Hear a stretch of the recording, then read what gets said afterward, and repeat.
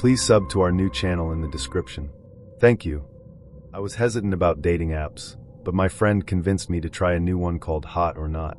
To my surprise, I started getting matches right away, even though most of the girls weren't my type. Then I matched with Julia, a cute blonde who seemed too good to be true.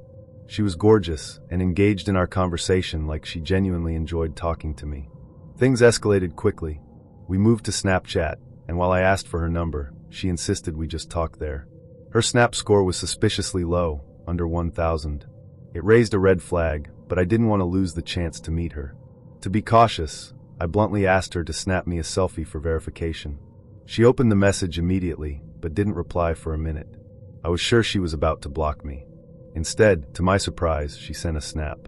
It was her, the same girl from her profile pictures. Still skeptical, I asked her to send another photo, this time giving a peace sign. She complied, sending a picture of her smiling with half her face in the frame and holding up a peace sign. That was enough for me. We continued chatting, and she invited me to her house. She gave me her address, and I checked her Snap map to confirm the location. Everything seemed to match. I got ready, making sure I looked presentable, and drove across town to her place. The house was dark and unkempt. The address number 22 was clearly visible next to the door, but the driveway was empty, and the grass looked like it hadn't been cut in weeks. I messaged her to say I'd arrived, but she didn't open the Snap. After waiting a few minutes, I decided to ring the doorbell. There was no answer. I knocked loudly, still no response. Frustrated, I tried calling her on Snapchat, but it just rang endlessly. I felt a chill crawl up my spine. Had I been pranked? Just then, I heard a woman's voice yelling from across the street. "Excuse me, what are you doing?" she called out. I turned to see an older woman standing on her porch, glaring at me. I called back, "I'm meeting someone here." She shook her head and said, "Nobody lives there. That house has been abandoned for months." Her words hit me like a punch to the gut. I thanked her and got back into my car, feeling like a complete fool. I decided to message Julia one last time, but she had already blocked me. When I got home, I still couldn't shake the unease. I sent screenshots of her profile to my group chat, asking if anyone recognized her. That's when my friend Darren replied with something that made my blood run cold. "Dude, that's Lisa. She overdosed on heroin 2 years ago." Another friend chimed in, confirming Darren's claim. My heart raced as I realized the pictures on the profile matched Lisa perfectly. The snaps I received were of a girl who was supposedly dead. My friends thought it was either a sick joke or something supernatural, but I couldn't make sense of it. The bigger question that haunted me was why I was lured to that abandoned house. What would have happened if I had gone inside? I've always been anti-dating apps, but my uneasy feelings were cemented after a nightmarish experience on Tinder. I had only met 4 people from the app before deciding it wasn't for me. The first 3 meetups were forgettable, no sparks, no second dates. But the third meetup? It's burned into my memory for good. I matched with a brunette named Annette. She looked attractive, so I struck up a conversation. Things progressed quickly, and we ended up making plans for her to come over that very night. My bedroom was in my parents' basement, complete with a separate entrance. When she texted me that she had arrived, I opened the door to let her in. She was punctual, I'll give her that. But as soon as she stepped inside, something felt off.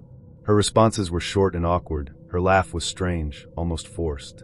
When I asked how long her drive was, she didn't even answer. Instead, she laughed, a sharp, unsettling sound, her eyes wide as she stared at me like I was some kind of joke. It was unnerving. I tried to fill the growing tension with the background noise of the TV, but she wasn't even paying attention to it. She just sat there, watching me. Her gaze never left my face, and it made my skin crawl. I was desperate to get her out of my house. I made up an excuse about having to work early and escorted her to the door. She didn't seem to want to leave, lingering awkwardly before finally stepping outside. As soon as she was gone, I sighed in relief. But not even 5 minutes later, I got a text. "Are you sure you have to go to bed?" I was having fun. I ignored it, putting my phone on the bed to charge, and went upstairs to grab a snack. When I came back, my phone had 3 more texts from her, all variations of, and hello. That was my breaking point. I blocked her. Finally, I got into bed, relieved that the ordeal was over. But in the middle of the night, I woke up. I'm a light sleeper, so this wasn't unusual. What was unusual, though, was that my phone wasn't on the bedside table where I had left it. I remembered clearly placing it there to charge. Annoyed, I turned on my strip of red LED lights to light up the room and began searching for it. When I couldn't find it, I grabbed the landline phone from upstairs to call my number. The ringing led me to the boiler room connected to my bedroom. There, vibrating on top of the washing machine, was my phone. I knew I hadn't been in there. My stomach turned as I picked it up, and what I saw on the screen made my blood run cold. There were new messages from an unknown number. 2 pictures of me sleeping, taken from inside my room. Above the pictures were 2 texts. Nice. Good job blocking me. Lock your door next time. My hands trembled as I realized I hadn't locked the basement door after she left. And then, I felt it, the distinct, hair-raising sensation that I wasn't alone in the room. My eyes darted to the corner where the boiler cast a shadow. It was the darkest part of the room, and the air felt heavy, suffocating. I couldn't bring myself to look closer. Instead, I bolted upstairs, waking my parents and calling the police. Annette wasn't who she claimed to be. The police tracked her down easily, because she left a digital footprint. Her real name was Silvana. She was charged with breaking and entering, stalking, and harassment. I got a restraining order, but the lingering fear she instilled in me has stayed. I haven't touched Tinder or any dating app since. The thought of meeting someone from those apps makes my skin crawl. But sometimes, late at night, I can't help but wonder, when I felt that presence in the boiler room, was she really there? Or was it something else entirely? Back when I was 28, living in Austin, Texas, I thought I had the whole online dating thing figured out. I'd been navigating apps like Bumble and Tinder for a while, going on dates that ranged from awkward to surprisingly decent. But that was my thing back then, a way to meet people in a city buzzing with live music, craft breweries, and endless opportunities for connection. These days, I don't touch those apps, thank God. But this story isn't about the happy ending that eventually came my way. No, this is about a night that went off the rails in ways I still think about 6 years later. It started on a Thursday night in the middle of spring. I'd just gotten home from my job as a copywriter and was half watching reruns of Parks and Recreation with a beer in hand. Scrolling through Tinder was more of a habit than anything else, a way to pass time while unwinding. I wasn't expecting much, but then I matched with her. Her name was Lily, and her profile stood out immediately. Most profiles were filled with vague lines like, "Just ask me," or endless selfies with filters. But Lily's bio was thoughtful. She mentioned her love of cult classic horror films, her obsession with dogs, and her dream of one day opening a bakery. Her pictures weren't over the top, either, just a mix of casual shots. One of her hiking, one with her dog, and one of her laughing at what looked like a backyard barbecue. She seemed normal, approachable, and frankly just refreshing. I messaged her first, and to my surprise, the conversation flowed effortlessly. She was quick-witted, sarcastic in a way I loved, and had a deep knowledge of obscure horror movies, which I'd grown up watching with my older brother. Over the course of a few days, we texted back and forth, joking about bad 80s slashers and sharing favorite movie quotes. By the time we decided to meet in person, I felt like I already knew her. Lily suggested we meet at this dive bar called the Rusty Anchor on the east side of town. It wasn't a part of Austin I usually hung out in, but I figured why not? Maybe she was one of those people who loved the offbeat charm of hole-in-the-wall places. The bar had decent Yelp reviews, and I was curious to see if the vibe matched her personality. I arrived about 10 minutes early. The bar was tucked between a pawn shop and an auto repair garage, its neon sign flickering like something out of a noir film. Inside, the place was dimly lit, with mismatched furniture, a pool table in the corner, and a jukebox playing classic rock. A handful of patrons were scattered around, nursing beers and chatting quietly. The smell of stale beer and fried food hung in the air. I ordered a whiskey soda and waited at a small table near the back, my nerves buzzing. First dates always made me a little anxious, but this time, I felt more excitement than dread. When Lily walked in, I recognized her instantly. She looked just like her photos, blonde hair pulled into a loose braid, green eyes that seemed to catch the light, and a leather jacket that added a touch of edge to her otherwise laid-back style. "Hey," she said, flashing a smile as she slid into the seat across from me. She ordered a gin and tonic, and from the first sip, the conversation flowed as easily as it had over text. We talked about the worst dates we'd ever been on. Hers involved a guy who brought his mom, debated whether The Thing or Alien was the better sci-fi horror film, and even swapped ghost stories. It was the kind of conversation that felt like it could go on forever. For the first time in a long time, I thought, this could actually go somewhere. About an hour into the date, Lily leaned forward, her voice dropping a little. "Want to keep this going somewhere quieter?" she asked, her green eyes sparkling. I hesitated for just a second. Normally, I wasn't the type to go back to someone's place on a first date. But the way she asked, so casual yet confident, made it hard to say no. Plus, the drinks had loosened me up, and I was really enjoying her company. "Sure," I said, smiling. We left the bar and started walking.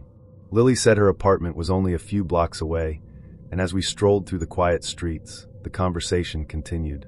But something about the night started to feel off.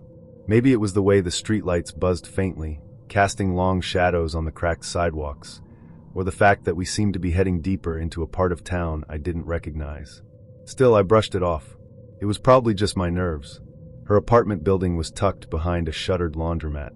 It was old, 3 stories of faded brick with iron railings that looked like they hadn't been painted in decades. The entryway smelled like mildew, and the hallway lights flickered sporadically, giving everything a faintly eerie glow. I followed her up a creaky staircase to the 2nd floor, where she unlocked her door with a key that looked almost as old as the building itself. The second we stepped inside, I noticed a peculiar smell. It wasn't the musty odor from the hallway. This was different, sour, almost like spoiled milk mixed with something metallic. I tried to ignore it as Lily gestured me toward a corduroy couch in the corner of her living room. "Sorry about the mess," she said, though the place didn't look messy, just odd.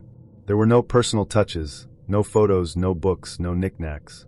Just bare walls and mismatched furniture. She poured us each a glass of red wine from a half-empty bottle on the counter, and we settled onto the couch. At first, it was fine. We kept chatting, laughing, and swapping stories. But then, about 20 minutes in, the front door creaked open. I froze. Lily's face went pale. A man stepped inside. He was huge, easily over 6 feet tall, with a thick beard and broad shoulders that filled the doorway. He wore a flannel shirt and jeans, and his dark eyes locked onto me immediately. His expression was a mix of confusion and anger, like he couldn't decide whether to yell or hit something.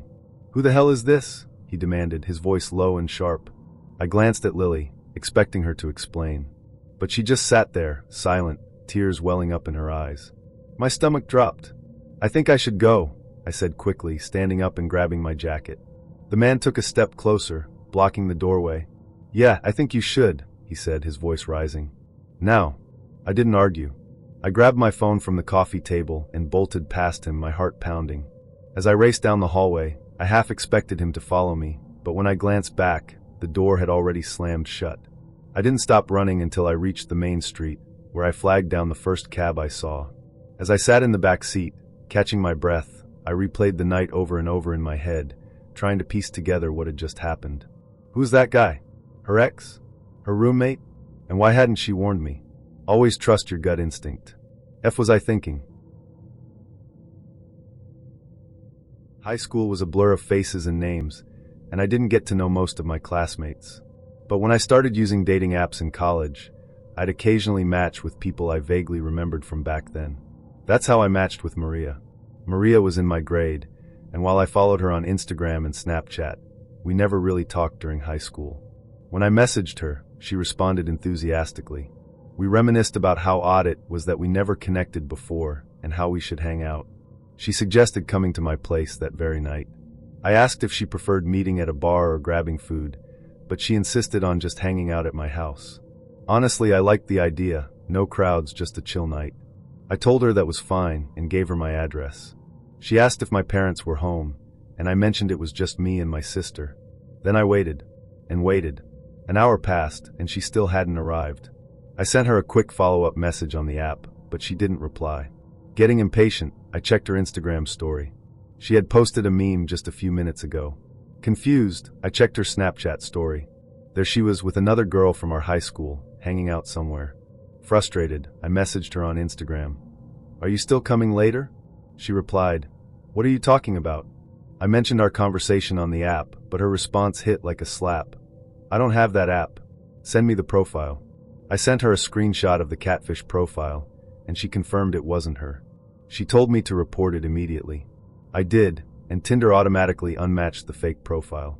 But I wasn't just worried about someone using her pictures.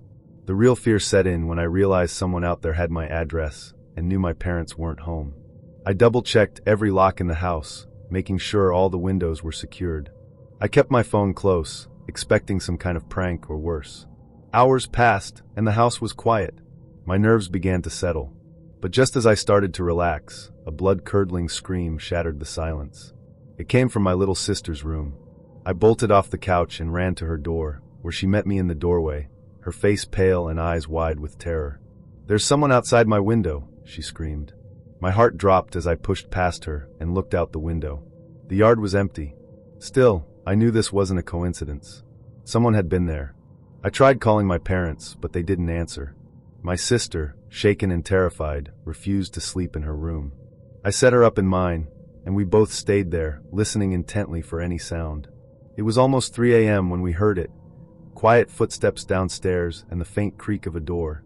My sister and I both shot up in bed, staring at each other in terror. I whispered for her to stay quiet and locked the bedroom door.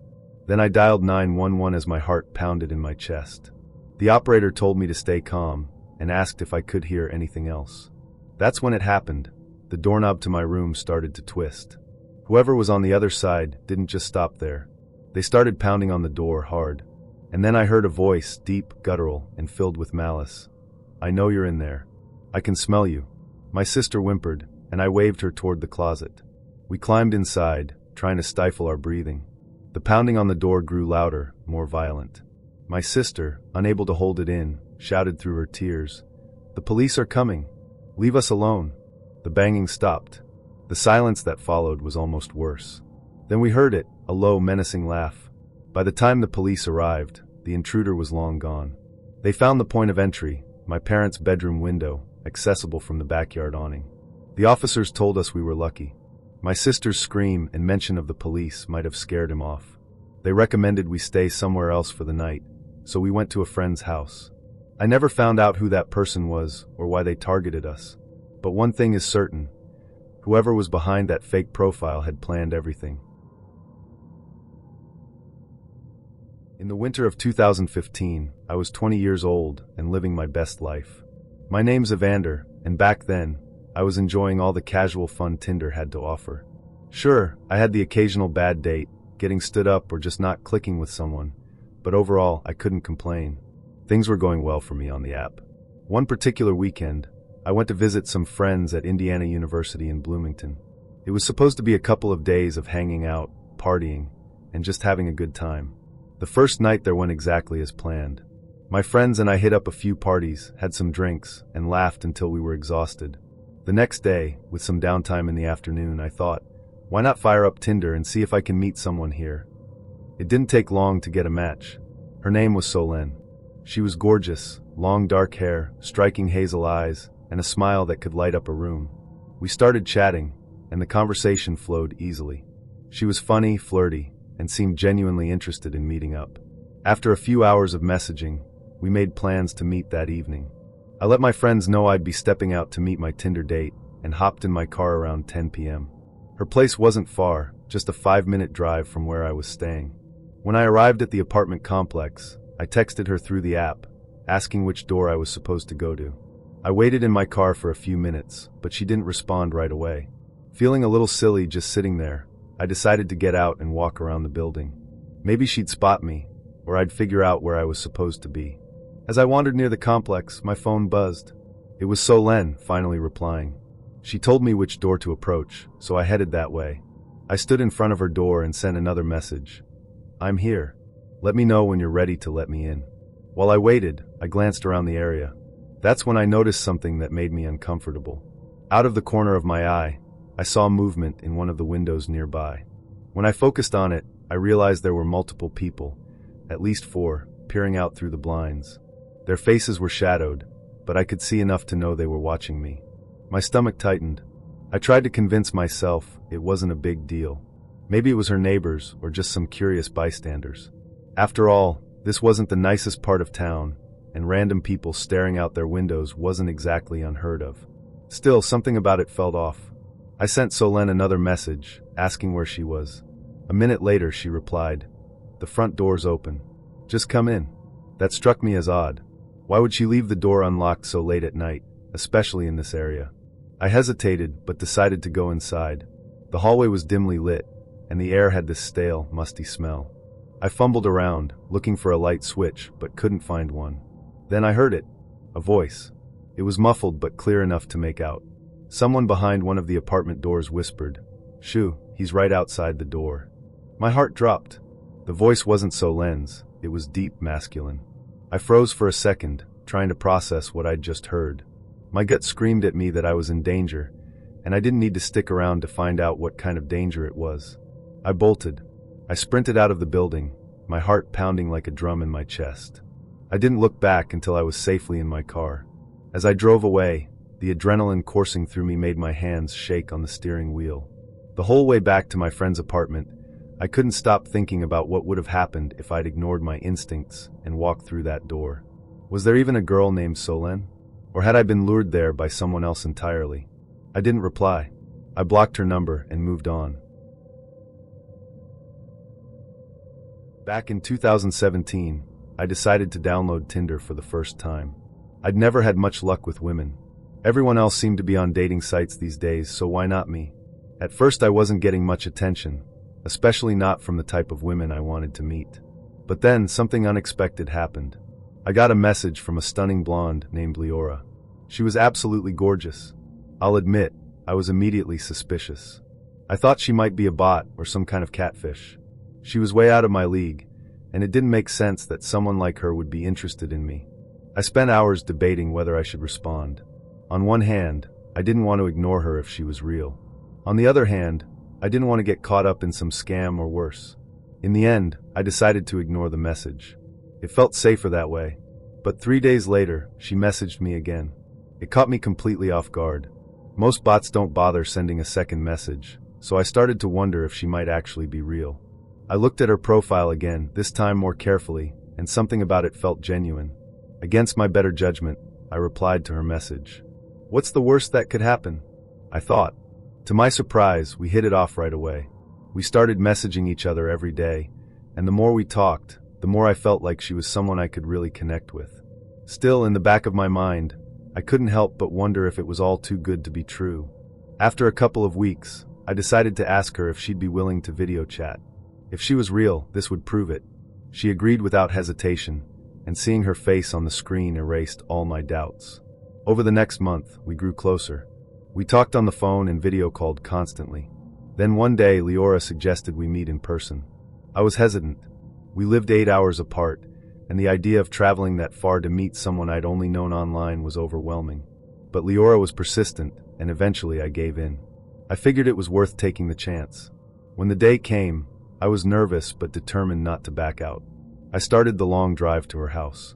At first, everything seemed fine, but as I got closer, things started to feel off.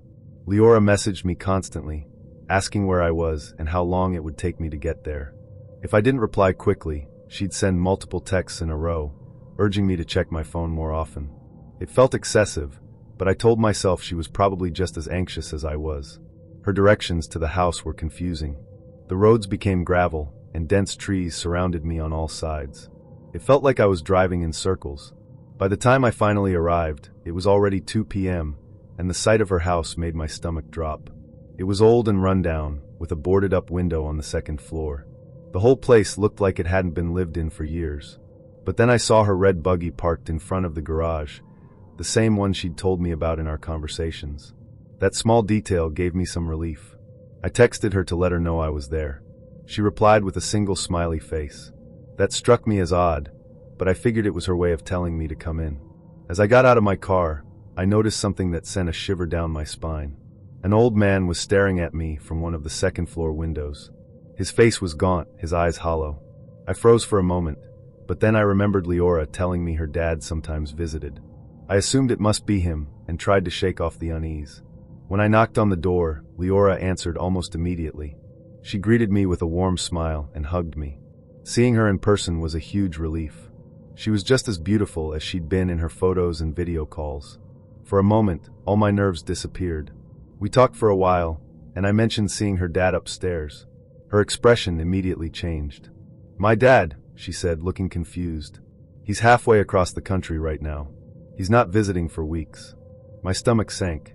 I saw someone in the window, I insisted. He was staring at me. Leora's face went pale. She whispered, "We need to leave. Now." Her urgency terrified me. We rushed out the front door and ran to my car. From a safe distance, we turned back to look at the house. That's when we saw him again, the same old man, standing in the second-floor window watching us. He looked frail, like he hadn't eaten in days. When he realized we were looking at him, he slowly backed away into the shadows. We called the police and waited in the car with the doors locked. When the officers arrived, they searched the house from top to bottom, but didn't find anyone. The only thing they discovered was the back door hanging wide open. With no evidence of a crime, they told us to lock up and call them if anything else happened. Leora was too scared to spend the night alone, so I stayed with her. We armed ourselves with her dad's shotgun and settled on the couch downstairs. Leora eventually fell asleep, but I stayed awake, determined to protect her. For hours, nothing happened. I started to think the worst was over. But around 2 a.m., I heard the sound of a doorknob turning upstairs. My heart pounded as I grabbed the shotgun and crept upstairs. In the dim light, I saw him, the same old man, standing outside the glass door in the kitchen. His face was twisted in shock when he saw me, but after a moment, he turned and ran into the woods.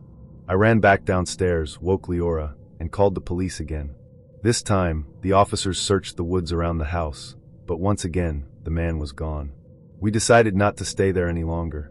Leora went to a friend's house, and I left shortly after. As I sat in my car recounting everything to my brother over the phone, I saw movement out of the corner of my eye. There he was again, the old man, standing in front of the house, watching me. I didn't think. I floored the gas pedal and sped away, leaving him behind. Although Leora and I went on a few more dates after that, the terror of that night haunted me. Eventually, we drifted apart. She told me she never went back to that house alone, and honestly, I don't blame her. I was 21 years old when this happened, and I still think about it from time to time.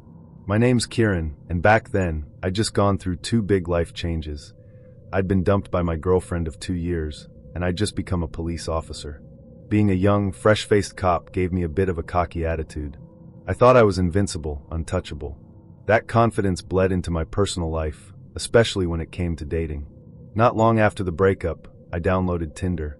I figured it would be an easy way to get back out there, and honestly, I wasn't looking for anything serious, just some fun to take my mind off things.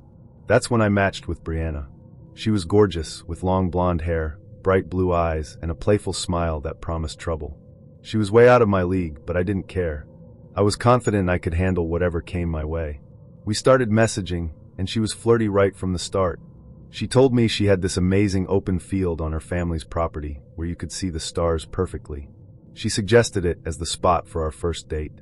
It sounded romantic, and I figured why not? A quiet night under the stars with a beautiful woman? What could go wrong? The night of the date, I picked her up at her house.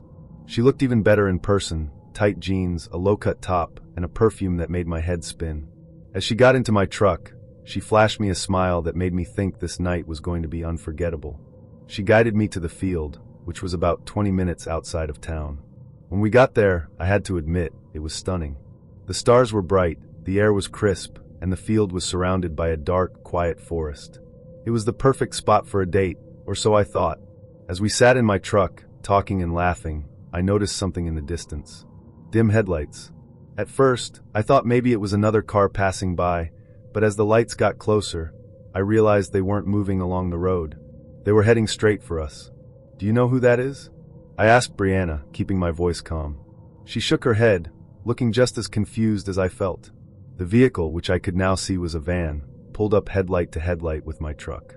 It stopped so close that I couldn't even pull forward if I wanted to. My pulse quickened. Something about this wasn't right. "I'll handle this," I told Brianna. I grabbed my flashlight and got out of the truck, walking toward the van. Inside was a big, burly guy who looked like he hadn't shaved in weeks. He was sitting there, glaring at me. "Can I help you?" I asked, keeping my tone firm but polite. The guy's expression softened, and he gave me a friendly smile. "Sorry if I scared you," he said in a low voice. "I'm the owner of this property. We've had trouble with poachers lately, and I just wanted to make sure you weren't hunting out here." I nodded, relaxing a bit. "No, we're just here to watch the stars. Didn't mean to trespass." He smiled again and said, "No harm done." Enjoy your night." With that, he drove off. When I got back to the truck, Brianna seemed tense. I figured she was just shaken up by the encounter, so I tried to lighten the mood. But she wasn't acting like herself. She was glued to her phone, texting nonstop. "Everything okay?" I asked. "Yeah, it's nothing," she said quickly, not meeting my eyes. It was odd, but I didn't press her. I tried to get the conversation back on track, but she seemed distracted. About an hour later, I saw the same headlights approaching again. This time, they were coming fast. I jumped into my truck and started it up, ready to move if I needed to. The van screeched to a stop, even closer than before. Before I could react, Brianna got out of the truck and ran toward the van. "What the hell are you doing?" I shouted, but she ignored me. That's when it hit me. I'd been set up. The driver of the van, who I now realized was the same guy from before, got out and started walking toward me. My heart was racing, but I wasn't about to let them see me panic. "Get on the ground," I yelled, reaching for my concealed firearm. They didn't listen. Brianna grabbed a metal pipe from the van, and the guy reached into the vehicle for something. "We have a gun," Brianna said, her voice shaking. "Just give us your money and your truck, and we'll let you go." My training kicked in. I kept my gun aimed at them and shouted, "Drop the weapon. Get on the ground." For a moment, they froze, clearly not expecting me to be armed. But then the man lunged at me. I fired a warning shot into the air, and that was enough to send them running. They disappeared into the woods, leaving the van behind. I called 911 and waited for backup. When my fellow officers arrived, they searched the area but couldn't find Brianna or the man. They did, however, find plenty of evidence in the van: knives, duct tape, handcuffs, and what looked like dried blood. That night could have ended very differently. If I hadn't been armed, I don't think I'd be here to tell this story. My name's Sabrina, and I'd always been confident when it came to meeting new people.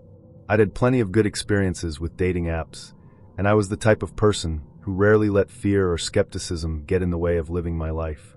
I believed people were generally good, and while I'd heard some horror stories, I never thought they would happen to me. That mindset nearly got me killed. It all started when I matched with a guy named Nick on Tinder. Nick was gorgeous, dark hair, a perfectly trimmed beard, and these piercing blue eyes that seemed to look right through you. He was funny, charming, and seemed to have his life together. He worked in finance, loved hiking, and had a dog named Ranger, which immediately won him bonus points. The first 2 dates we went on were casual, coffee and a walk at a nearby park. I liked that he wasn't pushing for anything too intense right away. He seemed respectful, interested in getting to know me, and most importantly, normal. After about 2 weeks of texting and hanging out, I started to feel like I could trust him. For our third date, Nick suggested that I come over to his place for wine. I hesitated at first. Going to someone's house is a big step, especially for someone you've only known for a few weeks. But I told myself I had nothing to worry about. He'd been a perfect gentleman so far, and I'd already met him in person twice. Plus, I'd been to worse places with worse people. When the night of the date rolled around, I dressed casually but cute, a fitted sweater, jeans that hugged my curves, and ankle boots. I wanted to look good, but not like I was trying too hard. Nick lived in a nice part of town in a modern apartment complex. The place was spotless, minimalist furniture, lots of natural light, and a faint hint of expensive cologne in the air. It all felt so put together, just like him. We sat on his couch, talking and laughing, and for the first hour, everything felt perfect. He poured me a glass of red wine, and we clinked glasses to what was shaping up to be a great evening. But then things started to feel off. At first, it was subtle. I felt a little lightheaded, which I figured was just the wine. But then my limbs started to feel heavy, like they were weighed down. My thoughts became foggy, and I struggled to form complete sentences. That's when it hit me. I'd felt this way before.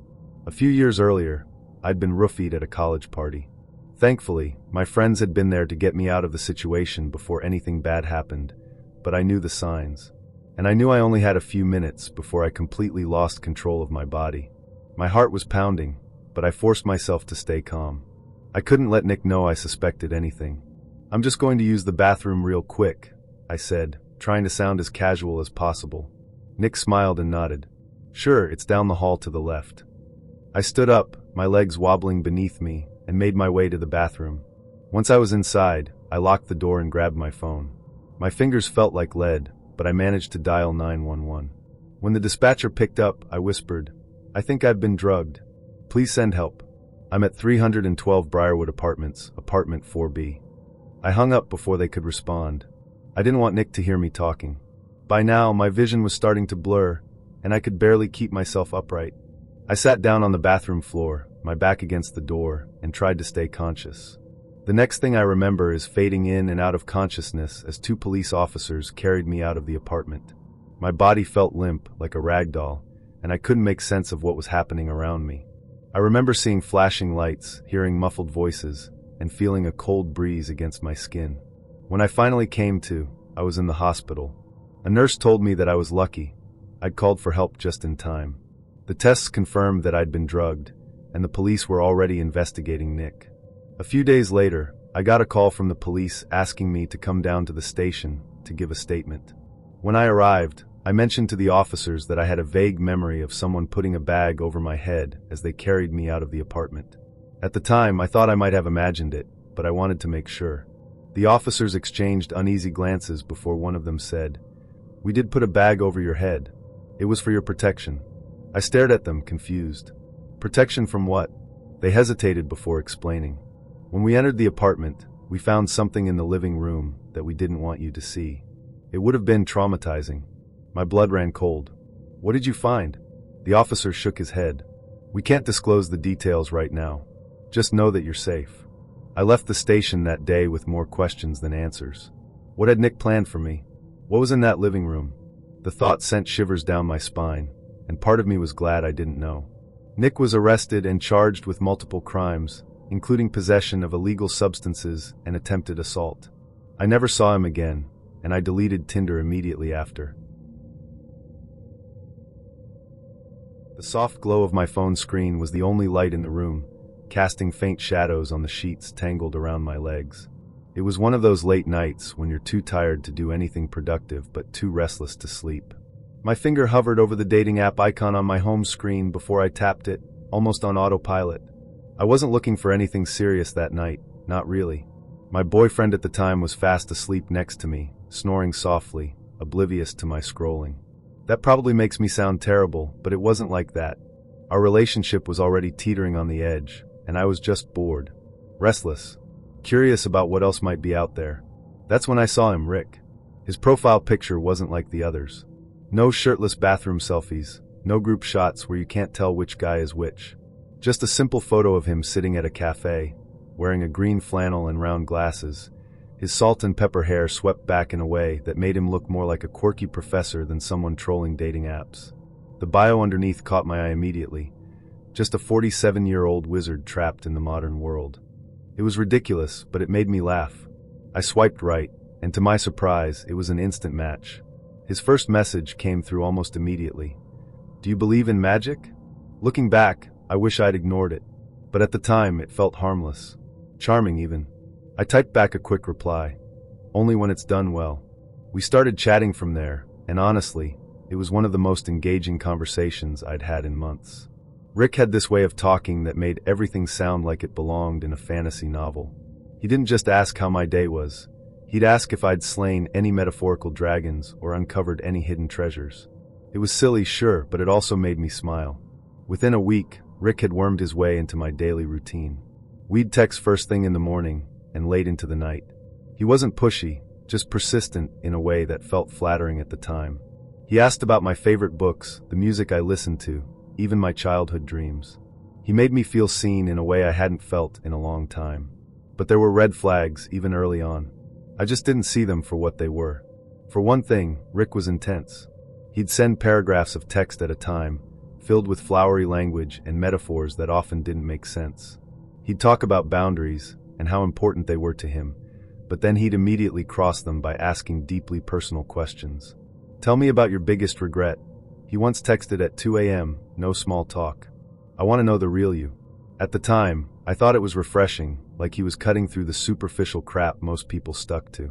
Now I realize it was just his way of testing how much control he could exert over the conversation, and by extension over me. We hadn't even met in person yet when he started pushing for more. He wanted phone calls, video chats, anything that would bring us closer. I agreed to a few calls, and they were odd. Rick had this deep, gravelly voice that didn't match the whimsical tone of his texts. On the phone, he was quieter, almost hesitant, but still intense in a way I couldn't quite put my finger on. He'd say things like, "I feel like I've known you in another life," or, "You're the only person who really gets me." It was flattering, sure, but also overwhelming. Then came the first major red flag. Rick asked me to follow his ex-wife. It came out of nowhere during one of our late-night phone calls. He said they were going through a divorce, and that she was being difficult. He claimed she was hiding things from him, money, assets, who knows what, and that he needed someone on the outside to keep an eye on her. "You're perfect for this," he said, his tone casual, like he was asking me to grab coffee, not stalk a stranger. "She doesn't know you, so she wouldn't suspect anything." I froze, unsure if he was joking or not. When I tried to laugh it off, he didn't join in. "I'm serious," he said, and there was a sharp edge to his voice that made my stomach twist. "You'd be doing me a huge favor." I told him no, of course, but the fact that he even asked should have been enough for me to cut things off right then and there. Instead, I stayed. Part of me thought I could handle him, that I was strong enough to keep him at arm's length. Another part of me, if I'm being honest, was flattered by his obsession. It felt nice to be wanted, even if it came with strings attached. The second red flag came not long after. Rick was a Scientologist. He didn't bring it up right away, but when he did, it was with the same casualness he used for everything else. He mentioned he was involved in something bigger, and that it gave his life purpose. When I pressed him on it, he admitted he'd been a member of the Church of Scientology for over a decade. "I'm not one of the crazy ones," he said quickly, as if reading my mind. "I just use it as a tool for self-improvement." He never tried to recruit me, but he did invite me to a few sessions. "You don't have to do anything," he said. "Just come and observe. Moral support, you know." I said no, of course, but the invitations kept coming. Every time I declined, he'd get this wounded tone in his voice, like I was personally rejecting him. "I just thought you'd be open-minded," he said once, and the words stung more than they should have. Despite all this, I kept talking to him. I don't know why. Maybe I didn't want to admit I'd made a mistake. Maybe I liked the attention. Or maybe I just wanted to prove to myself that I could handle him, that I wasn't as naive as my friends always joked I was. But then came the night I gave him my location. It was late, and I was sitting in my car outside a friend's house, scrolling through my phone while waiting for her to finish getting ready. Rick texted, asking where I was. Without thinking, I sent him my location, assuming he just wanted to know what part of town I was in. 5 minutes later, he showed up. I hadn't even told him I was free, let alone invited him over. But there he was, pulling up on a beat-up moped like he was in some kind of rom-com. He hopped off, grinning like this was the most romantic thing in the world.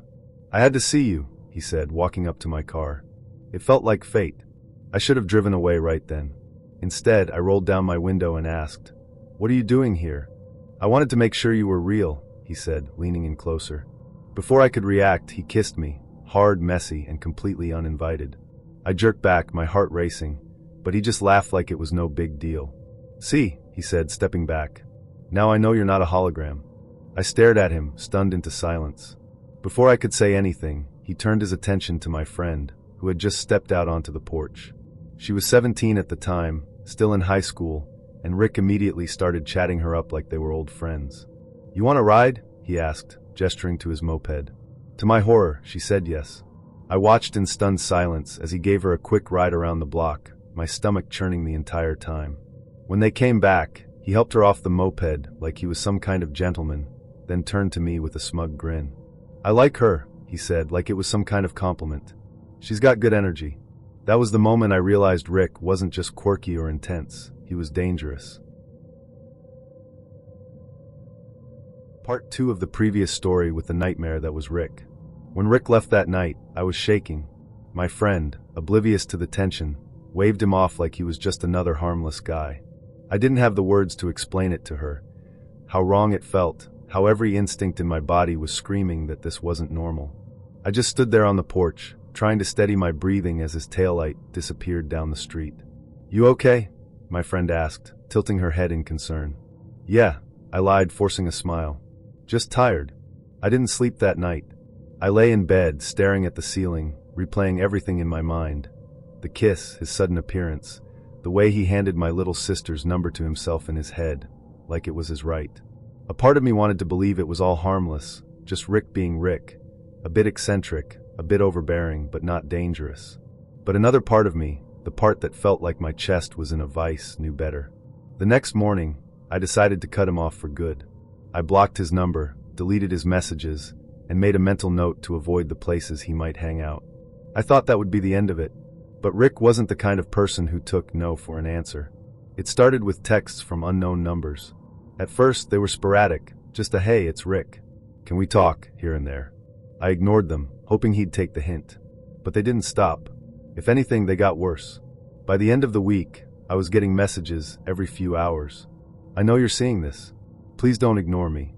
I just want to talk. Why are you being like this? You owe me an explanation." The tone of the messages shifted quickly, from pleading to accusatory to outright hostile. One night, I woke up to a string of messages that made my blood run cold. "I know where you live. You can't just block me and pretend I don't exist. I thought you were better than this." I blocked each new number as it came, but it didn't matter. Rick kept finding ways to contact me.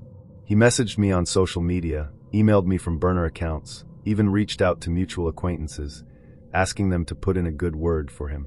I started to feel like I was being hunted. A few weeks later, I was home alone one evening when I heard a knock at the door. My stomach dropped. It was late, too late for visitors, and I hadn't ordered anything. I crept to the peephole, my heart hammering in my chest. It was Rick. He stood there on the porch, his hands shoved into the pockets of his coat, rocking slightly on his heels like he was trying to appear casual. But his eyes were locked on the door, unblinking, like he could see straight through it. "Come on," he called, his voice muffled but unmistakable. "I know you're in there." I backed away from the door, my mind racing. Should I call the police? Would he leave if I stayed quiet? The thought of confronting him made my skin crawl, but the idea of him standing out there all night was somehow worse. "Just let me in," he said, his voice louder this time. "We need to talk." I grabbed my phone and dialed 911, whispering my address to the operator as quietly as I could. The dispatcher told me to stay on the line and keep the door locked. I nodded, even though she couldn't see me, my hands trembling as I clutched the phone. Rick knocked again, harder this time. "I know you're mad, but this is stupid," he said, his voice rising. "You think blocking me is going to solve anything? You think I'm just going to go away?" The sound of his fist pounding against the door echoed through the house. I pressed myself against the wall, trying to make myself as small as possible. The dispatcher's voice in my ear was calm, reassuring, but it felt distant, like she was speaking to me from the other side of a tunnel. "Stay where you are," she said. "Officers are on their way." The minutes stretched into what felt like hours. Rick kept yelling, alternating between anger and desperation. One moment he was shouting about how unfair I was being. The next he was begging me to open the door, promising he just wanted to talk. And then suddenly it was quiet. I held my breath, straining to hear any sound from the other side of the door. My heart was pounding so loudly I was sure he could hear it. I waited, counting the seconds, until finally, I heard the faint sound of a car engine starting. I peeked through the curtains just in time to see his moped pulling away from the curb. The police arrived a few minutes later. I showed them the messages, told them about his visit, and filed a report. They assured me they'd follow up, but there wasn't much they could do without a direct threat. "Just let us know if he comes back," one of the officers said. I nodded, but I didn't feel reassured. Rick might have left that night, but I knew it wasn't over. For the next few weeks, I lived in a constant state of fear. I started looking over my shoulder every time I left the house, jumping at shadows and flinching at sudden noises. I changed my routine, took different routes to work, and stopped going out alone.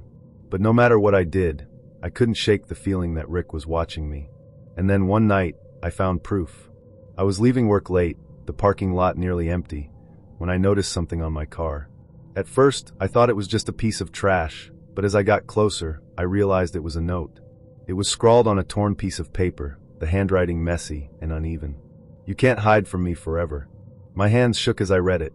I scanned the parking lot, half expecting to see Rick lurking in the shadows, but it was empty. Still, I couldn't shake the feeling that I was being watched. I called the police again, and this time they took things more seriously. The officer I spoke to recommended getting a restraining order, and I agreed. But even as I filed the paperwork, I couldn't help but wonder if a piece of paper would really be enough to stop him. The final straw came a week later. I was home alone again, curled up on the couch with a blanket and a cup of tea, trying to distract myself with a movie. The house was quiet, the only sound the faint hum of the TV. And then I heard it, a soft tapping at the window. I froze, my breath catching in my throat. The tapping came again, louder this time, and I turned to see Rick's face pressed against the glass. His eyes were wild, his hair disheveled, and his mouth twisted into a manic grin. "Let me in," he said, his voice muffled by the glass. "I just want to talk." I bolted from the couch, grabbing my phone as I ran to the bedroom. I locked the door and dialed 911, my fingers fumbling on the screen. The operator's voice was calm, but I could barely hear her over the sound of my own heartbeat. "He's at my window," I whispered, my voice shaking. "Please send someone." Rick's voice carried through the house, muffled but still audible. "I know you're in there," he called. "You can't ignore me forever." I stayed on the line with the dispatcher until I heard the sound of sirens in the distance. Rick must have heard them too, because the shouting stopped. By the time the police arrived, he was gone. That was the last time I saw Rick. The police managed to track him down a few days later, and he was arrested for violating the restraining order. I don't know what happened to him after that. I didn't want to know. A few years ago, I was working at a gym in my city. I had recently graduated from university and was working a part-time job in my field and needed another job to supplement my hours. The fall before starting to work there, I began personal training with a coach at the gym and loved it. The gym had a warm and friendly community feel, which was perfect for me. I loved working at the gym. I worked the front desk and was mainly in charge of answering the phone, greeting people, and bringing clients on gym tours. Often, there would be long periods of time where I wouldn't be too busy, and I could chat with members at the gym. I loved it. There are so many cool people that go to the gym, but also, I came to learn so many weird people, which ultimately led to me quitting the job.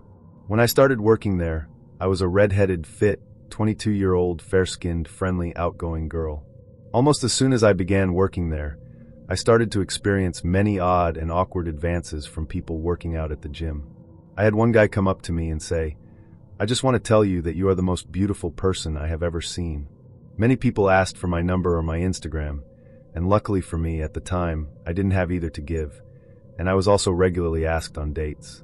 I was single at the time, but that was by choice. I just didn't want to be dating. So, I always gently declined.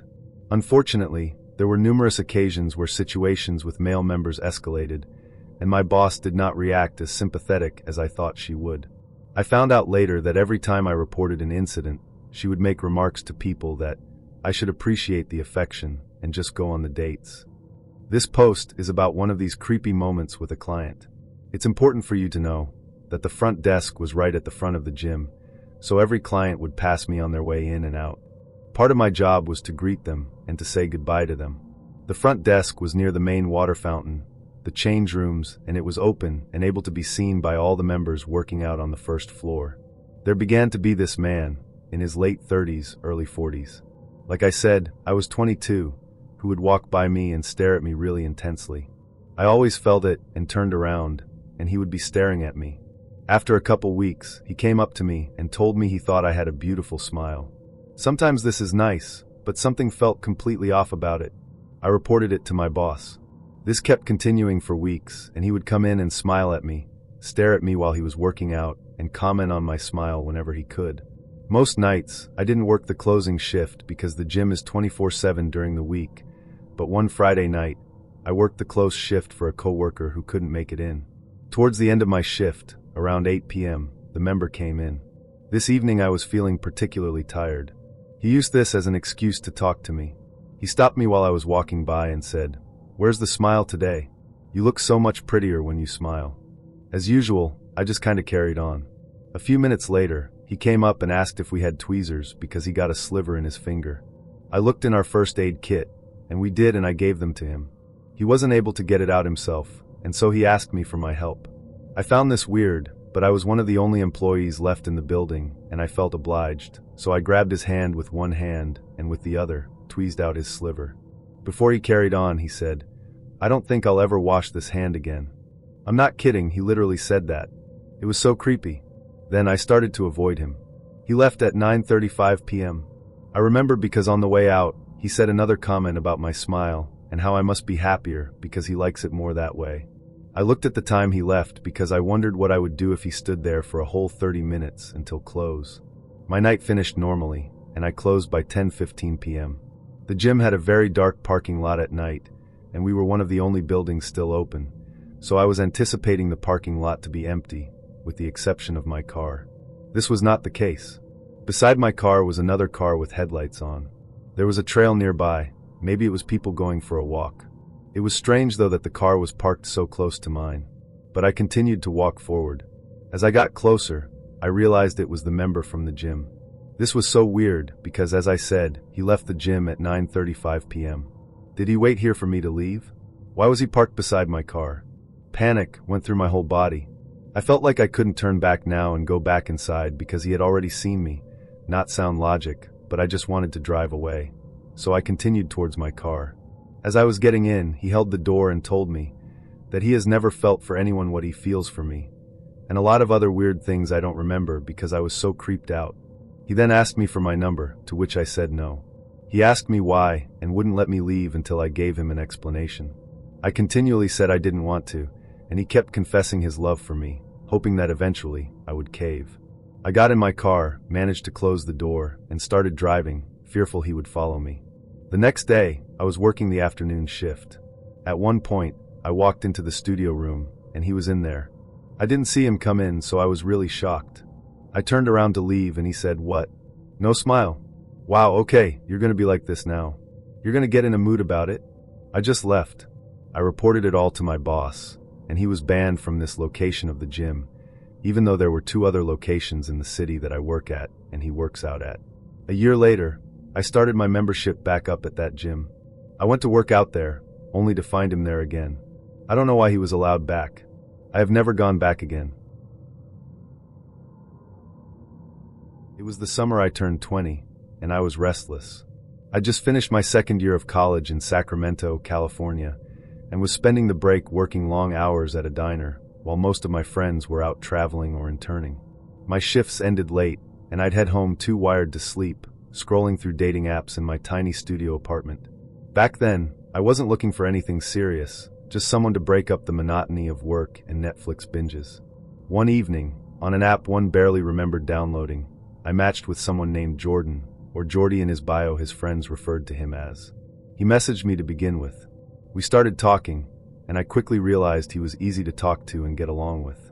He loved old school cartoons like Ed and Eddie and punk rock, had a weird but endearing sense of humor, and didn't take himself serious.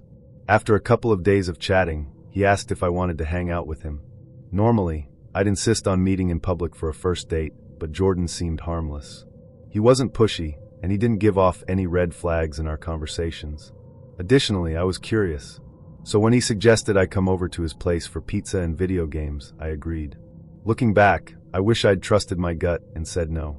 Jordan's house was in a quiet suburb about 20 minutes outside the city. It was one of those neighborhoods where all the houses looked the same, small single-story homes with neatly trimmed lawns and chain-link fences. His place didn't look sketchy or out of place. If anything, it was unremarkable. The porch light was on when I arrived, and he opened the door with a grin. "Hey, you found it," he said, stepping aside to let me in. The inside of his house was just as unremarkable as the outside. The living room was small but clean, with a couch facing a flat-screen TV.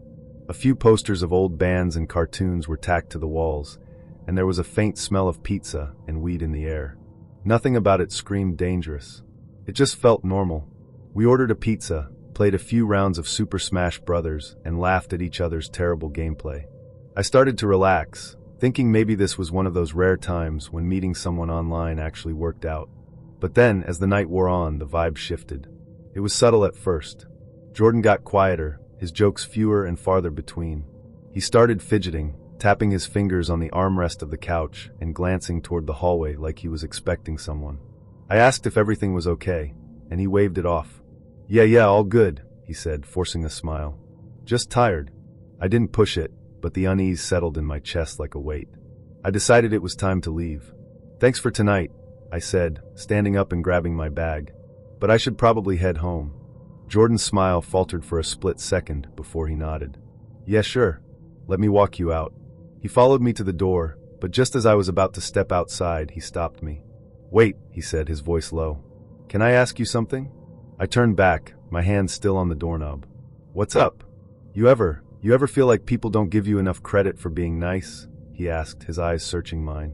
I didn't know how to respond. The question felt out of place, almost childlike in its vulnerability. I guess," I said hesitantly. He nodded, like I'd just confirmed something important. "Yeah, people take advantage of that, you know. Being nice. They think it's weakness." I didn't know what to say, so I just nodded and muttered something vague about how that sucks. He let out a small laugh, but it didn't reach his eyes. "You're nice," he said, stepping closer. "Too nice." My heart started racing. Something about the way he said it, the way he was looking at me, set off alarm bells in my head. I tightened my grip on my bag and turned back to the door. "Thanks," I said quickly. "Good night." I stepped outside and practically sprinted to my car, my skin crawling. I didn't look back until I was safely inside with the doors locked. When I glanced at the house, the porch light was off. The next morning, I woke up to a text from Jordan. "Last night was fun. Let's do it again soon." I didn't respond. Something about him still didn't sit right with me. I told myself I was overreacting, but I couldn't shake the feeling that I'd dodged a bullet. I decided to let the conversation fizzle out and move on. But Jordan didn't let it go. Over the next few days, he kept texting. When I didn't respond, he started calling. Then one night, I came home from a late shift at the diner to find a note taped to my apartment door. I don't like being ignored. I reported the note to my building manager, but there wasn't much they could do. There were no cameras in the hallway, and I didn't have proof it was Jordan. Still, I knew it was him. I blocked his number and tried to put it out of my mind, but the anxiety lingered. A week later, I was scrolling through Facebook when I saw his name pop up in a local news article. 2 men arrested in connection with hostage situation. My stomach dropped as I clicked the link. The article described how 2 men had been keeping their stepfather locked in the basement of a house in the suburbs. They'd tied him up, beaten him, and starved him for weeks. The victim had only managed to escape when they let him out to attend a doctor's appointment, where he'd told staff what was happening. The address listed in the article was Jordan's. I read the article 3 times, my hands shaking. The man I'd been alone with in that house, the man who had stood inches from me, smiling and calling me nice, had been holding someone hostage just a few feet away. The hallway he kept glancing at. It led to the basement. For weeks after, I couldn't sleep. Every noise outside my window, every shadow in the hallway, sent me into a panic. I kept replaying that night in my head, thinking about how easily things could have gone differently. If I'd stayed just a little longer, if I'd pushed back when he stopped me at the door. I reported everything to the police, but there wasn't much I could add to their case. Jordan and his accomplice were already in custody, and the victim's testimony was enough to ensure they wouldn't be getting out anytime soon. But even knowing that, I couldn't shake the fear. I started carrying pepper spray and taking different routes to and from work. I checked the locks on my door 3 times before going to bed, and I stopped using dating apps altogether. Looking back, I realized how lucky I was. I went into that house thinking I knew what I was doing, thinking I could handle myself. But the truth is, I ignored every instinct telling me something was off. I wanted to believe people were inherently good, that the worst thing that could happen on a bad date was awkward silence or a bad kiss. Now I know better. I told y'all my town was a breeding ground for crazies. So, I used to perform weekly for about a year or so, singing with my friend, who is a guitarist, at this cute little cafe down by the beach. My anxiety had gotten pretty bad by the end of last year, so I haven't been back since, but that's not really relevant. There was a guy there who played the piano, who I'll name Elliot. You'll soon see why. I'd never really talked to him too much as the cafe was always busy, and despite being very, very small, it was always packed to the brim. Due to this, people generally tended to stay with their groups of friends, as it's quite hard to circulate and speak to people, except to congratulate performers. He stuck out like a sore thumb, as he had one of those stupid haircuts that are shaved all the way around, save for a long poncy bit on top. He also frequently wore fedoras and full 3-piece suits, even in the height of summer. One day I got talking to him, as he frequented the place so often, that we now had many friends in common. He wasn't from here, had a very thick, posh accent. His parents were rich, and he had inherited a large sum of money from a grandparent that had recently passed away. He seemed like a nice guy, so I didn't mind his company. He appeared to me to be one of the my lady types which I didn't care for, but he was now a friend, so why would that bother me? We all always went out after the cafe closed to a bar in the center of town that also held their own buskers nights. So after getting drunk and playing at the cafe, we would get drunker and play there. As we were there so often, the bar would sometimes have a lock-in, and we would all sit around playing songs and drinking. It was pretty nice, actually. One of these nights, we were hitting it off, but not, I thought, in a romantic sense. He told me that he thought we should just hang out together without the others and get to know each other. A friendly offer from a friend, I thought, so I agreed. He messaged me the next day and asked if I still wanted to hang out. I said sure. Why not? He came over that Thursday with a bouquet of roses in a 3-piece suit, fedora, and I shit you not, and pocket watch. I thought it was nice that he brought flowers, but I hoped so badly that he didn't think this was what I thought he thought it was. He thought it was. He took me to a restaurant. I thought we were going to a bar, and paid for dinner, though I insisted I pay for my own. He wouldn't let me. We went to a buskers night my friend was hosting and I sang. Then we got a cab into town to go to the clubs. You could tell very quickly that he probably had never been in this kind of environment before. He was awkward and looked uncomfortable, but made the effort to have a good time. I was just wilding out, dancing, bumping into friends, having a good time. Then, during Iconopops I Love It, romantic, he taps me on the shoulder and says kiss me in this awkward posh boy voice. I didn't know what to do, so I just pretended I hadn't heard him. We went outside to smoke and go on to the next bar, and he was telling everyone, this is my date. Yeah, this is P, my date. People he didn't even know. It was awkward as shit, and I didn't know what to say to him. Stupidly, I brushed it off, and we continued our night. I bumped into some of my friends who own a tattoo shop, so we decided to go back there, have a few more drinks, and I got some pretty shitty, but pretty cute little tattoos. It's a habit of mine, and I should probably stop. He passed out on the couch, and at about 5 a.m. I called it quits and went home in a cab. He jumped in and went home after me. The next day he asked if I wanted to go out again to this bar that honestly, I do really love 'cause they play some awesome music, but I just palmed him off and told him that, sorry, thanks for the offer, but I'm broke. He offered to pay for my night. I told him I couldn't even afford travel there, and he offered to pay for that too. I didn't go. About a week later, I was back at the cafe when one of my friends asked me, oh, where's your boyfriend? I laughed it off like, oh haha, my friends are ribbing me 'cause me and Elliot hung out. My other friend informed me that in fact, no. He had been there every day that week telling everyone that P is my girlfriend. We went on a date. I was mortified and told her that in no uncertain terms was I his girlfriend, and that we have never dated. It had been my birthday a few days before, and he turns up with 4 gift bags, filled to the brim with presents. T-shirts of my favorite TV show, jewelry, no diamonds, thank God, dresses, gift vouchers, you name it. What the fuck, right? I told him that I couldn't take them. He told me there was no way he could return them, but I reiterated that I'm so sorry, but I just can't accept these. He got pretty mad, but I don't know what he was expecting.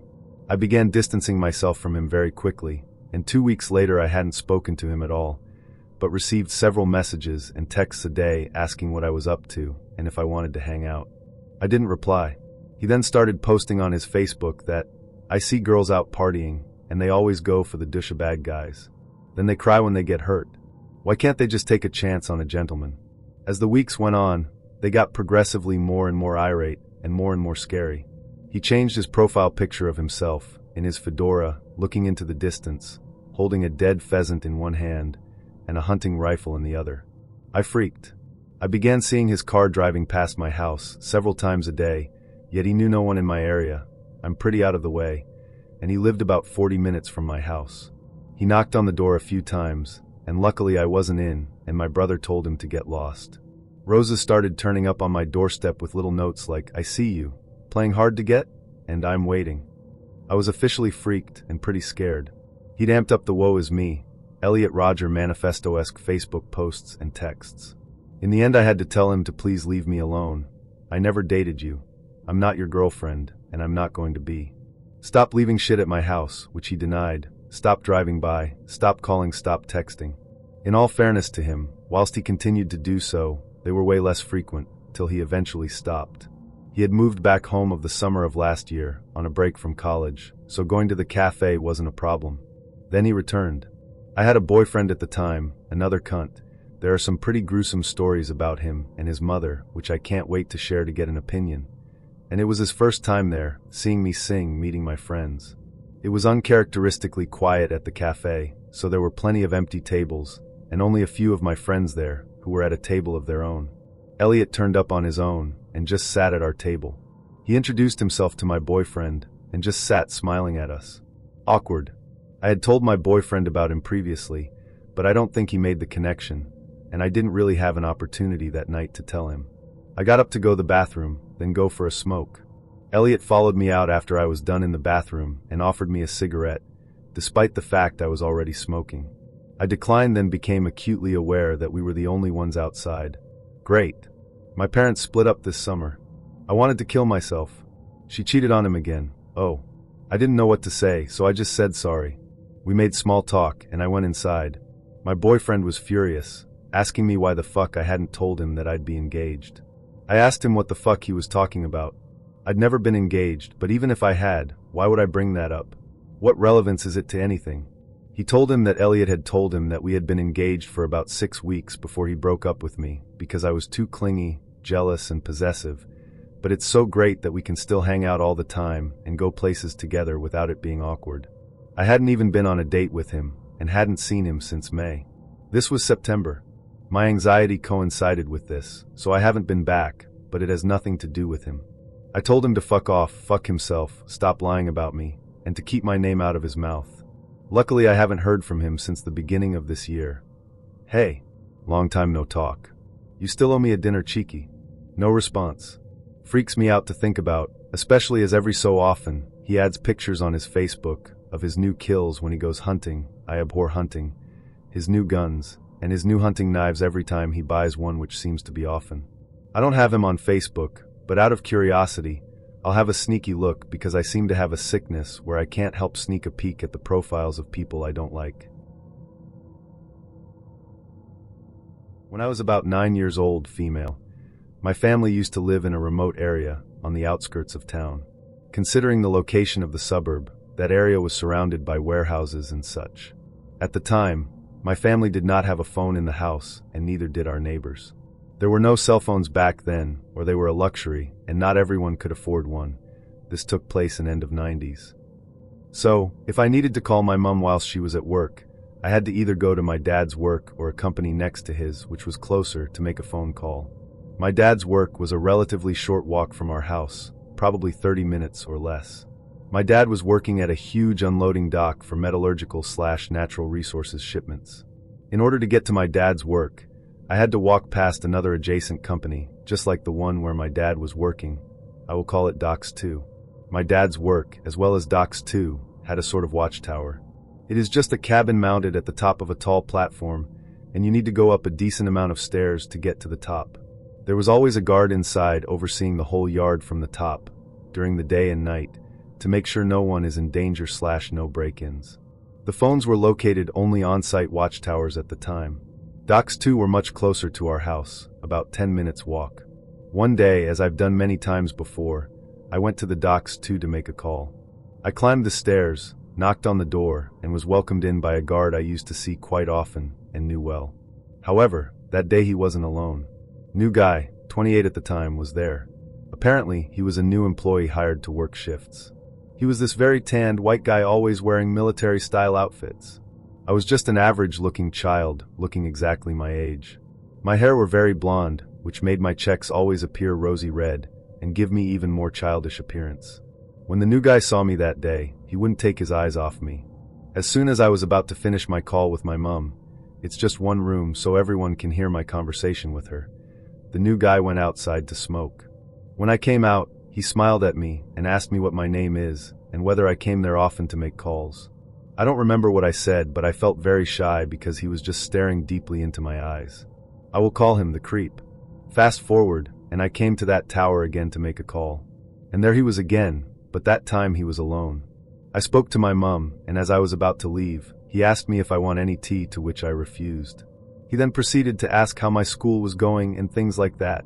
He offered to help me with my homework, however I told him I've got it all sorted. Harmless but strange. On a side note, I just want to say that what gave me shivers when I was near him is that whenever he looked at me he looked drunk, which was very unsettling.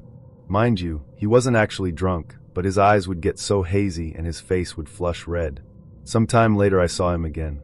That time I was walking to my dad's work with my friend, and he was doing some digging in the docks too. When he saw me through the metal fence that was separating us, he just leaned against his shovel and just stared at me. He didn't say hi or anything like that. After those encounters, for quite some time I took alternative routes to see my dad or play with puppies at my dad's work or make calls to my mom, because he really creeped me out. However, one day I had to call my mom urgently. My dad's work phone didn't work, so I had to go to the Docks 2 tower, hoping I won't see him. The creep was there, and oh boy, he was so happy I came.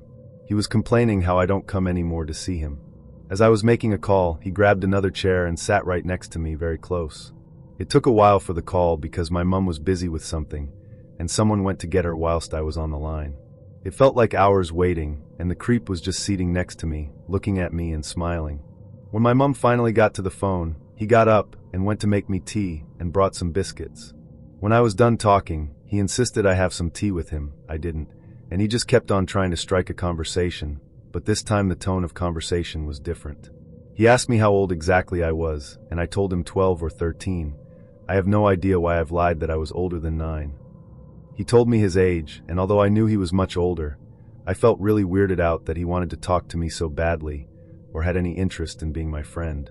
My alarms did go off every time I was around him, but I guess I didn't feel overly in danger. He then proceeded to tell me that I was beautiful and asked me whether I had a boyfriend. He asked me if I have already dated boys and what type of boys I liked.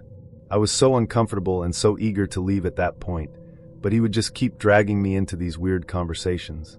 I could tell he was drinking that day. When I began moving towards the door, he followed me. Eventually we both were outside. However, in order to get down from the tower, you need to walk this narrow path towards the stairs.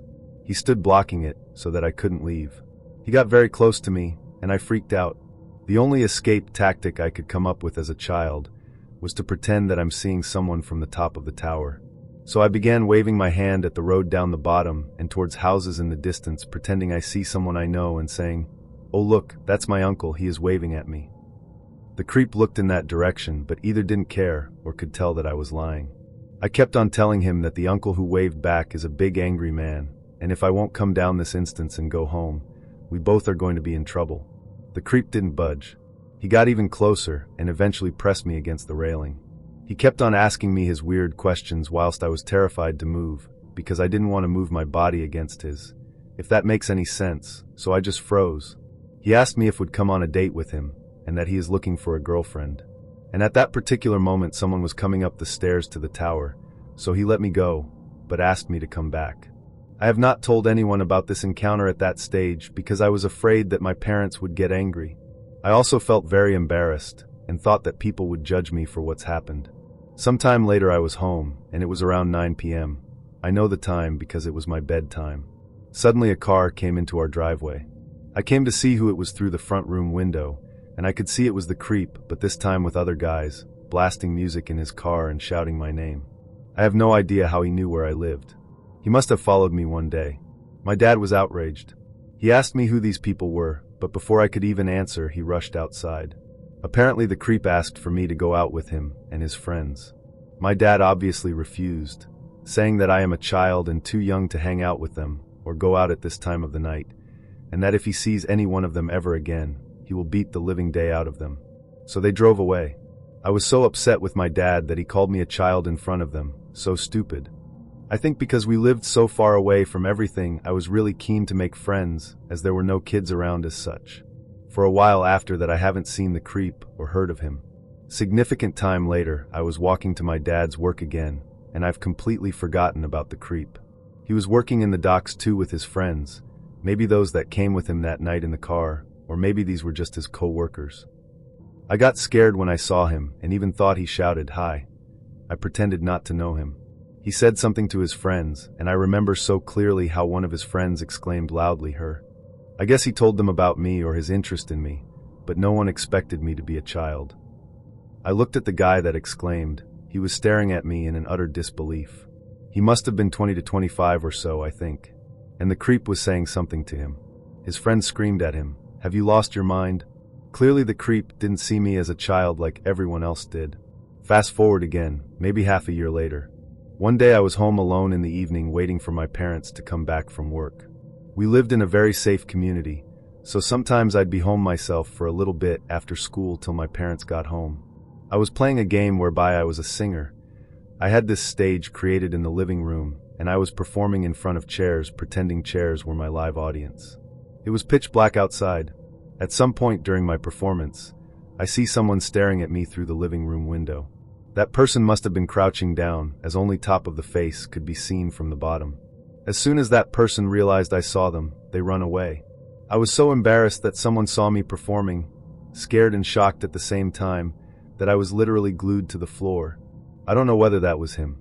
Our dog didn't react at all, maybe because music was playing very loud.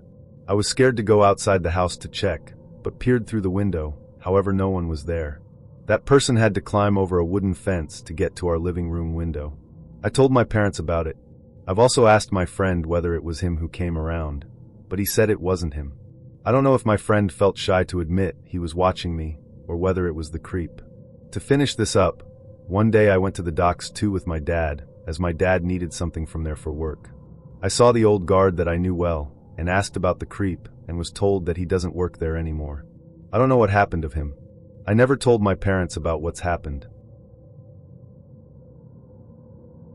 It was early spring in Chicago, and I just started to feel like I was getting my life back together. The winter had been brutal, cold, dark, and isolating, and I'd spent most of it holed up in my apartment, binge-watching shows and dodging texts from friends. But now the snow was melting, the city was waking up again, and I figured it was time for me to do the same. One night, after a crap-long day at work, I found myself scrolling through a typical dating app. I wasn't looking for love, just someone to grab drinks with, maybe share a laugh or three. Her name was Tessa. Her first message came through just seconds after we matched. We hit it off instantly. Over the next few days, we traded messages about everything from our favorite food trucks to our most embarrassing karaoke performances. She was quick-witted, funny, and easy to talk to. By the end of the week, we'd made plans to meet up. Tessa suggested we meet at Millennium Park, near the iconic Cloud Gate sculpture, the Bean, as everyone calls it. It was a public place, crowded enough to feel safe, but still easy to find each other. I figured it was a solid plan. The day of the date, I got there early. The park was busy with tourists and locals alike, and the air had that crisp, fresh smell that comes after months of snow.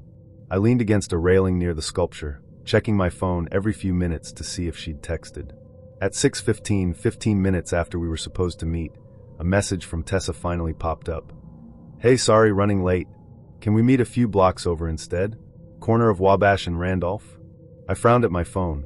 It felt a little weird for her to change plans at the last minute, but I figured maybe she'd had trouble finding parking or something.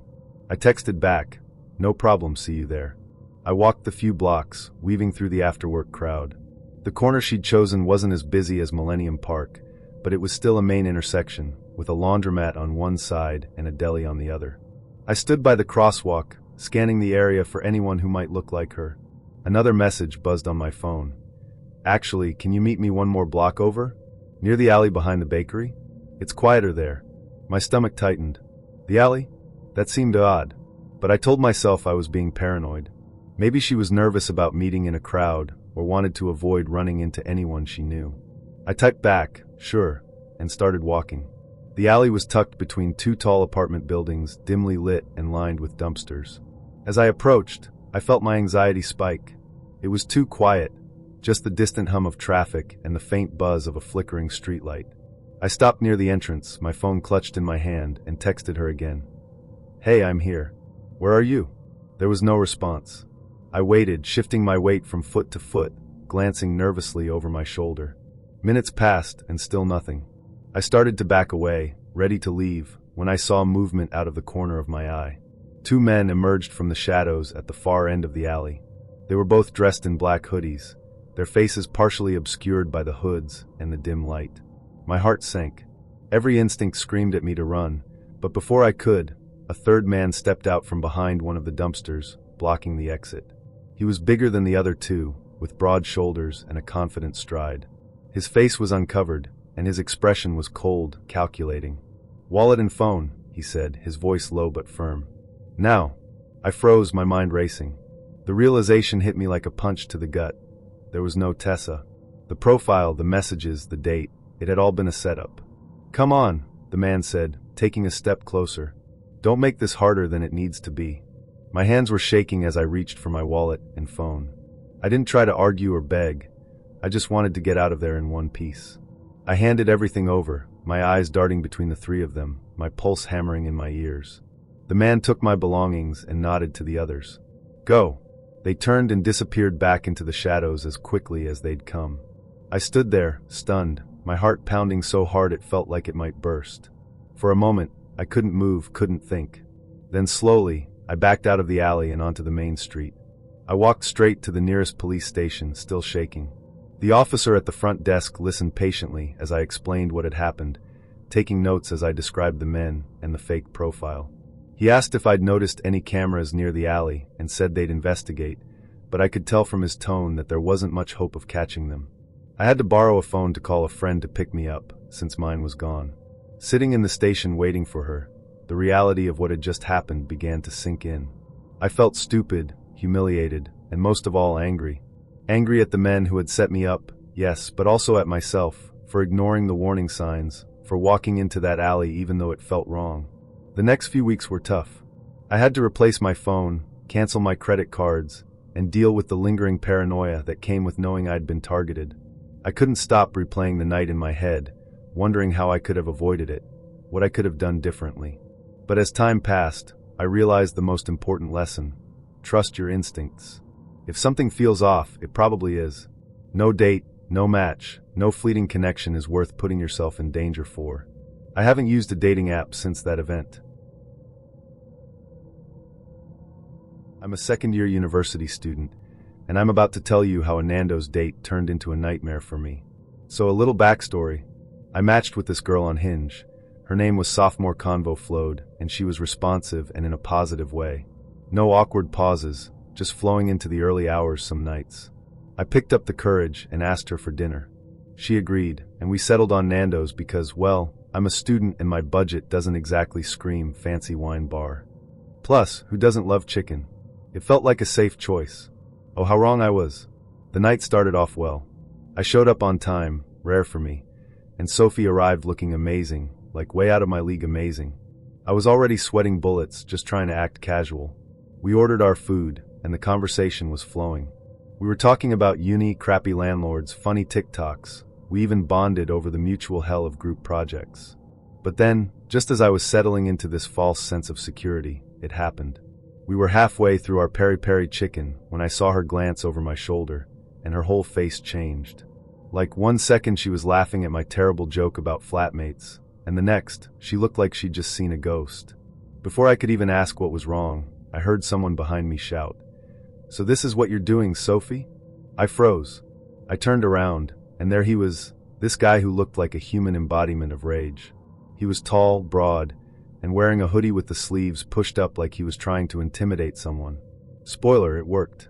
Hi, I said, because apparently my brain thought that was the appropriate response. Sophie, meanwhile, was already burying her face in her hands. "Who the hell is this guy?" the dude demanded, pointing at me like I'd personally wronged him.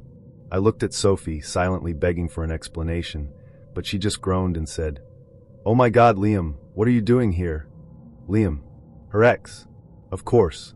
"I'm here because you've been ignoring my texts," he shouted, completely ignoring the fact that we were in a crowded restaurant and people were definitely starting to stare. "And now you're out here on a date? With this guy? Now listen, I'm not the type of guy to get into fights, especially not over someone I just met. But the way he said this guy made me feel like a piece of gum stuck to the bottom of his shoe. I wanted to say something clever, something that would make me sound cool and unbothered, but all I could manage was, "Dude, we're just having dinner. Just having dinner." I wanted to smack myself. I might as well have handed him a script that said, "Please continue yelling at me." Sophie finally stood up, clearly trying to de-escalate the situation. "Liam, you need to leave," she said firmly. "We broke up 2 months ago. You can't just show up like this." But Liam wasn't having it. "Broke up," he scoffed. "Is that what you're telling people now? You ghost me for weeks, and now you're pretending we're not together?" He turned to me again, his eyes narrowing. "Did she tell you that, mate? Did she tell you we're not together? Because I've got the receipts." At this point, I was wishing for the ground to open up and swallow me whole. People at other tables were straight up gawking, and I could hear a couple of teenagers snickering in the corner. I was that guy on that date, the one everyone talks about later like, "Yo, remember that awkward scene at Nando's last night?" Sophie looked like she was about to explode. Liam, we're done. I don't owe you anything. Just leave. But Liam wasn't backing down. Oh, so you're done, he shouted. You're done, but you didn't think to tell me that before you started screwing around with other guys? Classy, Sophie. Real classy. At this point, the manager came over, clearly trying to break up the scene before it escalated further. Sir, he said to Liam, I'm going to have to ask you to leave. You're disturbing the other customers. Liam glared at the manager, then at me, then at Sophie. This isn't over, he muttered, pointing a finger at her like we were in some low-budget soap opera. And then finally he stormed out, slamming the door behind him. The silence that followed was painful. Sophie sat back down, her face bright red, and I just stared at my plate, wondering if it was too late to fake a medical emergency. I'm so sorry, she said after a minute. He's not usually like this. I wanted to be polite.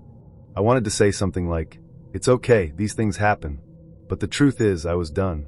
I was embarrassed, I was annoyed, and I was still trying to process how I'd gone from a fun date to being yelled at by a guy named Liam in the space of 20 minutes. So I did what any self-respecting student would do in that situation. I bailed. Yeah, I think I'm gonna head out, I said, grabbing my jacket. This has been, yeah. I'll text you. Spoiler, I did not text her. I practically sprinted out of that Nando's, and as soon as I got home, I told my flatmates the whole story. They laughed so hard they were crying, which, honestly, fair. I'd probably laugh too if it hadn't happened to me. Moral of the story? If your date's ex shows up uninvited and starts shouting, just leave. Don't try to be the hero, don't try to smooth things over. Just grab your coat, your dignity, if you can find it, and run. Some things aren't worth the peri-peri. A bunch of years ago, I matched with a guy on Tinder. I was a freshman in college, and just got out of a relationship and having fun. I matched with this guy, M24, we can call him D. He was a little odd, but we had similar interests and went to the same school, so I thought, why not? The red flags started rolling in immediately when I said I would go on a date with him. Of course, the fact that he was much older isn't lost on me as the initial red flag. At this time, I didn't have a car. D offers to pick me up, but tells me that he is not in town, but he would leave his grandmother's funeral early, which was at a minimum 5 hours away, to come and pick me up. He showed up in sweatpants, a wife beater, and flip-flops, which struck me as odd because he said he was coming from a funeral. We hadn't made plans, just to get a bite to eat and hang out. Since he had been out of town, he asked if it was okay if we stopped to pick up his dog. He had left the dog with a friend. I like dogs, so I was like, no problem. It's dark and we pull up to an apartment complex, and he leaves me in the car and come back with a golden retriever. The dog immediately starts growling at me, which had never happened to me before, so I start feeling a little weird. Dee doesn't say anything about the dog's temperament. Because we have the dog, he wants to drop him off at his house. This feels logical to me, so I agree. When we pull up to Dee's house, he asks if I want to come in. Not wanting to sit in the car, I do. The moment I walked in, I immediately knew it was the wrong choice. The house is trashed. There is garbage everywhere. Trash bags full along the front entry, bottles and wrappers on the couch, and just general crap everywhere. Dee lets me know he has a roommate, but that roommate isn't home. I assume this is to imply the mess isn't his. After brushing the trash off the couch, he asks if I want to sit and play chess. I had expressed that I was interested in learning, and he seemed more than happy to help me learn. This too was a mistake. Dee begins explaining the game to me, and it isn't fun first date explaining. He has gotten very serious and is showing me each piece while telling me what it is, what it does, and how it moves. Dee then begins questioning me over each piece, which most I get wrong. Every time I get one wrong, he yells at me the correct answer and tells me try again. He got more and more frustrated, and it made me very uncomfortable, so I suggested we pause chess and do something else. Dee suggests watching a movie, which is fine with me. The idea of us leaving and going to get food seemingly forgotten. Dee tells me that we can watch movie in his room, and I oblige, but then he explains that he has to put clean sheets on the bed. I had assumed we were moving to his bedroom because it may have been cleaner, but when we go in it's not, and there is no TV in his room. He proceeds to put Iron Man 2 onto his phone to have us watch. We watched about 10 minutes of it before things got sexual. I won't tell you strangers the details, but short story short, we didn't have sex, but other things went down. I will say those things were consensual. After they occurred, I feel really odd about the whole situation and told him I didn't want to have sex. Dee was confused but didn't push it at first. He said fine, and we watched maybe 5 more minutes of the movie before he said he didn't want to watch the movie and more. He started complaining and asking me why I didn't want to have sex with him, and I simply said I wasn't in the mood anymore. He then began pressuring me to tell him exactly what it was about him that made me feel that way. At this point, we had moved from the bedroom back into the dirty living room. You might be thinking, seems like a perfect time to leave, and I thought so too, but this is where things start to get scary. As if he knows I'm thinking about how I'm leaving, he explodes and begins to scream at me. This is a 6-foot-something man screaming in the face of a 5-foot-nothing young girl. Of course I'm internally freaking out, but I'm trying to make sure I don't piss him off anymore, but also not agreeing to anything. For the next 5 to 10 minutes, D screams at me about why I don't like him, why I don't want him, and continuously asks what's wrong with him and to tell him. I tried to placate him as best as possible, saying the old, "It's not you, it's me," and "No, I don't want to leave." Again, this man is my only ride home, and I'm truthfully not sure exactly where I was. Though I did have my phone and Google Maps, I did not have Uber at the time. D finally calms down when he believes I'm going to stay, then suggests we try playing some video game. I was in full internal freak-out mode, trying to make sure I was playing the part of the interested date, because I was terrified that if he felt I wanted to leave he would freak out again. We play this game for a while, then, out of nowhere, D starts getting upset again. He started yelling about why no one likes him, why no one wants to get to know him, and why no one loves him, saying that he has never had a girlfriend and all his dates have been one-night stands. Again I placate him with a, "I don't know. Lots of girls are just snooty like that." At this point I'm saying anything and everything he wants to hear. He even starts crying about how his mother never loved him and telling me very deep, dark things about what his mother has said to him and treated him. After he finally calms down once more, he gets up and goes to the kitchen to fix us some drinks. Now if you're anyone with a brain, you're thinking absolutely not, which was my exact thought at that moment. I decline his multiple offers for a drink. He asks if instead of alcohol, I wanted water, and of course I declined that too, feigning that I wasn't thirsty. I stayed at his apartment until about 1 a.m., because I was sitting next to him terrified to 1. Ask him to take me home 2. Say I'd walk home 3. Figure out how to get an Uber. I had been trying to download Uber on my phone without him noticing, but then it asks for card information, and that was too hard to do without him noticing. So around 1 a.m. I yawn very loud and say, "Oh wow, it's 1 a.m. My roommate's going to be so worried about me." I laugh as if my roommate would be stupid to worry, and that I hadn't been watching the clock since he picked me up at 9 p.m. then said, "I'm so tired. I should get home soon." Again I was super scared he would freak out, but he didn't explode. He just looked at the clock and said yeah, it was late, but I was not taking any chances, so I said, "I have a great idea. If I get to bed, soon I'd love to have breakfast with you on campus." I was hoping my offer convinced him that I was intending to see him again, and it did. He seemed very happy at the prospect of it, and jumped up, walking me out of my house and to his car. The drive back was excruciatingly long. The ride was completely silent, neither of us spoke. It was only a 10-minute drive, but I could have sworn he slowed down every time we got to a particularly dark area or underpass. Story 17. I was in my early 20s and nowadays would have not put up with any of the shit I did, lol. He picked me up from my house. I walked out wearing heels, and he made me go back inside and put on flats because apparently I was taller than him with heels on. Nowadays that is when the date would be over for me, lol, but I did it.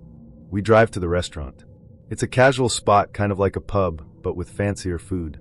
We sit down and order our drinks, and there's a table next to us of like 6 guys, all wearing jeans and camo or plaid, hillbilly-looking types. My date starts loudly talking shit about how ugly their clothes are, and the guys keep looking over at us like WTF. I told my date to stop because he was about to get a country boy beat down, lol. The waitress comes to take our order, and he orders for me, and it's something I don't want, so I say oh no thanks and order something else. After the waitress left, he was literally red in the face, fuming, not saying anything, and just staring at me. I awkwardly drank my beer until he said, "Don't you ever do that to me again," and launched into a rant about how I embarrassed him in front of everyone. He was being so loud and everyone was staring at us, and I just wanted to melt into my seat, lol. The food comes and he asks for the check. I offered to pay my half because I did not want to ever see him again, and I didn't want to give him a reason to feel like I owe him something. He goes off on me again about how I need to be trained to be a better woman, how I'm embarrassing him again, just tearing into me. I excuse myself to go to the bathroom, which is across the building, and around a corner out of view. I was frantically texting everyone I knew trying to get a ride home, and planned on leaving without him seeing. One of the country boys from the table next to us followed me to the bathroom and knocked on the door asking if I was okay. I came out and spoke to him, and he offered to drive me home, so I took it. I get in this guy's old beat-up truck, and he gives me a cigarette and takes me home and makes sure I got into my house before he took off. Lovely guy. 5 minutes later my phone starts blowing up, and it's my date. I guess he started losing his shit when he realized I was gone and found out I got a ride home from one of the guys he was insulting earlier. Accuses me of being a whore and sleeping with this guy. I blocked his number. He shows up at my house. Now he's banging on the front door so hard I'm afraid it's going to come off its hinges. I lived with 3 male roommates at the time, but none of them were home, so I called the house group chat and begged for one of them to come home. Thankfully my one roommate was just down the road, and he came right home. He's like 6 feet 4 inches, 300 pounds, so he scared my terrifying date away. After that he would randomly show up at our house and bang on the door and try all the windows to see if any of them were unlatched. Looking back, I should have just called the fucking cops. Thankfully he gave up on me after about a month. Probably found a new woman to terrorize.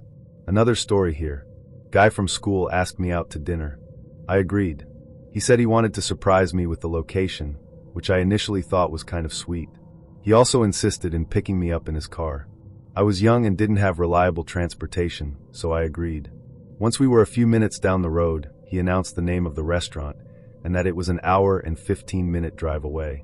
I said that was kind of far, but he waved me off saying he had a reservation and it would be fine.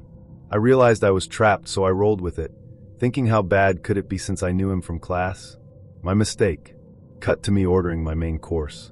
He interrupted me mid-sentence and proceeded to change my order to something else entirely, insisting I'd like it better. No other reason or rationale. I protested. He refused to listen. I protested again, noting I didn't like some of the ingredients in that dish. He repeated his changed order and directed the server to ignore me as I continued protesting. The server stood there, shifting her eyes back and forth, unsure whose direction to follow. It was turning into an argument, and I felt bad for the server, so I acquiesced. Another big mistake. His selection was horrible. Inedible, really. I didn't finish it. He got mad and told me I was wasting food he was paying for. I responded by offering to pay my half of the bill. He refused, saying gentlemen always pay. Gentlemen also respect women's meal selections, but whatever, dude. Don't say I didn't offer. So he paid and we leave. He suggested we go see some sights in the area, but I tell him I don't feel well and just want to go home. He huffs but agrees. On the long drive back home, he interrupts the silence by asking, "So how many people have you slept with?" Totally out of the blue, no context or introduction. I was completely caught off guard. After a few moments, I managed to coolly reply that was none of his business. His response? "Oh, you must be a slut then." What? Wow. Just wow. Crickets the rest of the ride back. He asked me out for a second date a few days later. I said I didn't think that was a good idea. His response? "That's okay, I wasn't really interested anyway." He then spent the rest of the semester making snarky comments toward me and talking loudly about other girls he was dating whenever I was within earshot. Fun times. Back when I was 24, I was going through this weird, dry-ass patch in my dating life. It wasn't that I was shy or anything. I'd had girlfriends before, casual flings, you know the drill. But at that point in time, nothing was clicking. I was just striking out left and right, and my confidence had taken a bit of a beating. This was right before Tinder started blowing up. Like maybe a few months before everyone and their dog was swiping right. I didn't have the patience to wait it out. Nah, I was desperate. So I went the worst possible route, plentyoffish.com. Easily the jankiest, most soul-sucking dating site I've ever seen. The interface looked like something coded in 2002 by someone's cousin in his mom's basement. But hey, beggars can't be choosers, right? I figured, what the hell, maybe I'll get lucky. Instead, it was just pages and pages of tired, heartbroken divorcees airing out their trauma in their bios. Like full-on life stories in the About Me section. Most of them just wanted to feel loved again, or find someone to restore their faith in humanity. Which, don't get me wrong, I feel for them, I really do. Everyone deserves love. But as a 24-year-old guy still riding out the high of college parties and hookups, reading bios that sounded like therapy notes made me want to lie down in traffic. I was just about ready to quit when Tasha messaged me. She was my age, cute as hell, and had a personality that actually made me want to keep chatting. Like, no red flags, no weird energy, no trauma dumps about her ex-husband or her custody battles. Just good vibes. We started talking daily, funny convos, similar tastes in music, even the same messed up sense of humor. The only catch: I was away at university, and she was back home. But it wasn't that far, just a few hours. I told her I'd be back in town for winter break in December, and she said she'd wait to meet until then. I liked that. It felt kinda old school.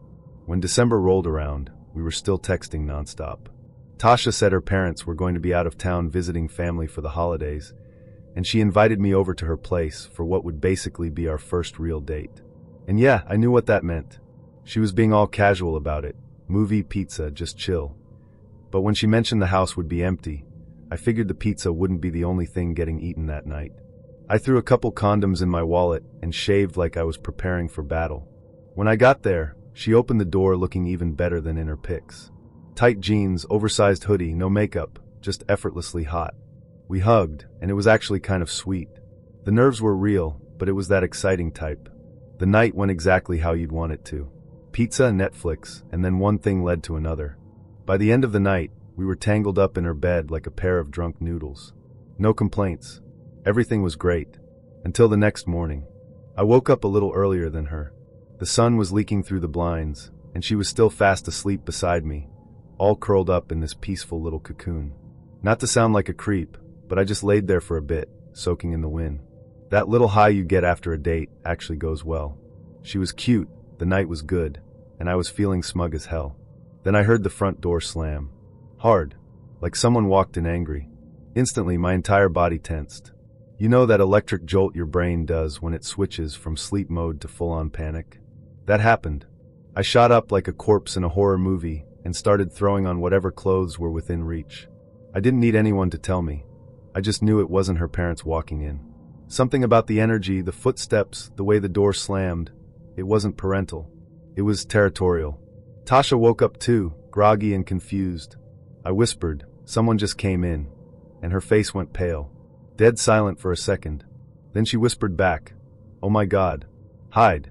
Hide under the bed." My heart dropped, like completely evacuated my chest.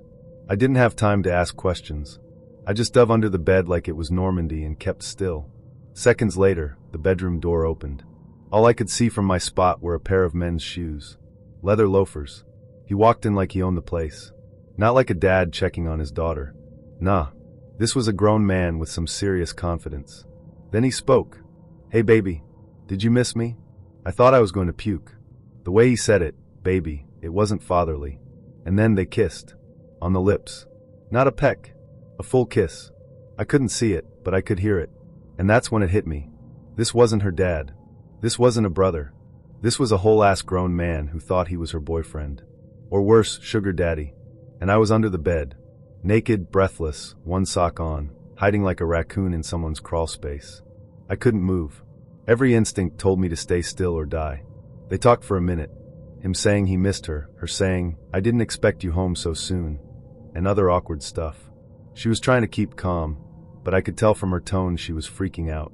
Then he said something about needing a shower. The second I heard the water start running, I exploded out from under that bed like I was being born again. I scrambled to grab the rest of my clothes, whisper yelling like, "Tasha, what the actual FK is going on?" She was like, "I'm sorry, I didn't think he'd come back early. He wasn't supposed to be here, I didn't know." "Who is he?" She didn't answer. Didn't even acknowledge the question. Just kept apologizing and telling me to hurry before he got out. I didn't stick around for the Q&A session. I sprinted down the hallway toward the stairs just in time to hear the bathroom door creak open behind me. "Who the hell are you?" His voice was loud, angry, and dripping wet. I turned around. There he was, Greg. Maybe mid-40s, built like a gym rat, standing on the landing in nothing but a towel. We locked eyes for half a second. Just enough time for him to do the math. Then I ran. I don't mean like a jog. I mean full-blown Olympic sprinter. Oh my God, this man is going to kill me kind of running. He was behind me immediately. Screaming. Chasing. Towel flapping. At one point, I think the towel actually fell off because when I looked over my shoulder, the man was completely naked and still gaining on me. I made it to the front door, but it had one of those annoying locks you have to twist and pull. I fumbled with it just long enough for him to grab a fistful of my hoodie. For a second, I thought I was done. But adrenaline's a hell of a drug. I twisted out of his grip, yanked the door open, and bolted down the driveway barefoot. And yes, Greg chased me. Naked. Down his suburban driveway. I'm not even exaggerating when I say it was the single most terrifying moment of my entire life. Not just because I was afraid of getting punched. No, that would have been fine. I was afraid of getting my ass kicked by a full-grown naked man, which is a very different kind of trauma. I kept running. No direction, no plan. Just get anywhere that wasn't there. Eventually, I looked behind me, and he was gone. I guess he remembered he was naked in broad daylight and didn't want to risk a neighbor calling the cops. Probably smart, honestly. I didn't stop until I was at least 5 blocks away, hands on my knees, gasping like I'd just finished a marathon. My shirt was inside out. I had no socks. My phone was at like 3%. And all I could think was, I almost died. For Pizza Hut and bad sex. Later that day, I blocked Tasha on everything. No goodbye, no explanation. She tried texting me later. I'm so sorry, please let me explain. I never replied. I didn't want an explanation. I already had all the answers I needed. I dodged a bullet. A big, sweaty, naked bullet named Greg. And I swear to God, sometimes I wonder what happened after I left. Did she keep doing that to other guys? Did anyone get caught? Get hurt? I don't know. All I know is that I got lucky. And I never used Plenty of Fish again. This happened during my first year at university, when I was still trying to find my footing in a new city, surrounded by new people, figuring out who I was. I'd been single for a while, not out of choice really, more because I'm painfully awkward and not the type to get out much. One of my best friends had finally convinced me to try online dating, and although I was nervous, I figured, hey, why not? We'd both agreed that OkCupid might be the safest bet. It had more filters, fewer unsolicited D***K pics, and you could actually talk to someone a while before deciding whether or not they were a creep. That felt like a win to me. So I made a profile, posted some decent selfies, wrote a bio that sounded clever, but not like I was trying too hard, and waited. At first, it was exactly what I expected. Guys who opened with "Hey sexy," or ones who made their entire personalities about going to the gym. But then I matched with this guy. I'll call him Liam. Liam was good-looking, like really good-looking. Tall, well-dressed, clean smile. The type of guy you'd expect to be full of himself, but weirdly, he wasn't. He seemed genuinely sweet. Said he recognized me from uni, though we didn't share any lectures. He struck up a conversation that didn't immediately feel like a weird interview or a sales pitch. Just natural. I remember being surprised at how quickly I relaxed with him. He wasn't like the others. We started texting regularly, late-night conversations that blurred into the early morning. I'd wake up, and he'd already sent a good morning message, never missing a day. After about a week or so of chatting, he asked me out for dinner. I agreed. I wanted to see if the person I'd been talking to for days was just as charming in person. Spoiler, he was. He pulled my chair out when we sat, held the door, complimented my outfit, but not in a sleazy way, just enough to make me smile without wanting to crawl into the floor. The conversation flowed easily. We talked about music, movies, what we were studying, future travel plans. I remember thinking, wow, I might have actually found a decent guy on a dating app. But as the night wore on, things started to shift. When he dropped me off at my uni dorm, he leaned in for a kiss. I wasn't ready, so I pulled back and gave him a hug instead. He kind of froze. His smile faltered, and I saw something flicker in his eyes, just for a second. Then he said something like, "Oh, okay," but the energy changed. That's when I noticed it. After that night, the messages didn't stop. If anything, they got more frequent. Morning, noon, night. It felt like I was dating him, even though I wasn't. He'd text me things like, "I miss you," or "wish you were here," and we'd literally met once. One night I didn't reply for a few hours because I was studying for an exam, and when I finally checked my phone, there were 12 missed calls and a string of messages like, "Where are you? Why aren't you answering? You said you liked me, but now you're ignoring me?" I thought we had something real. I remember sitting on my bed, just staring at the screen, heart thudding. It was like he'd flipped a switch.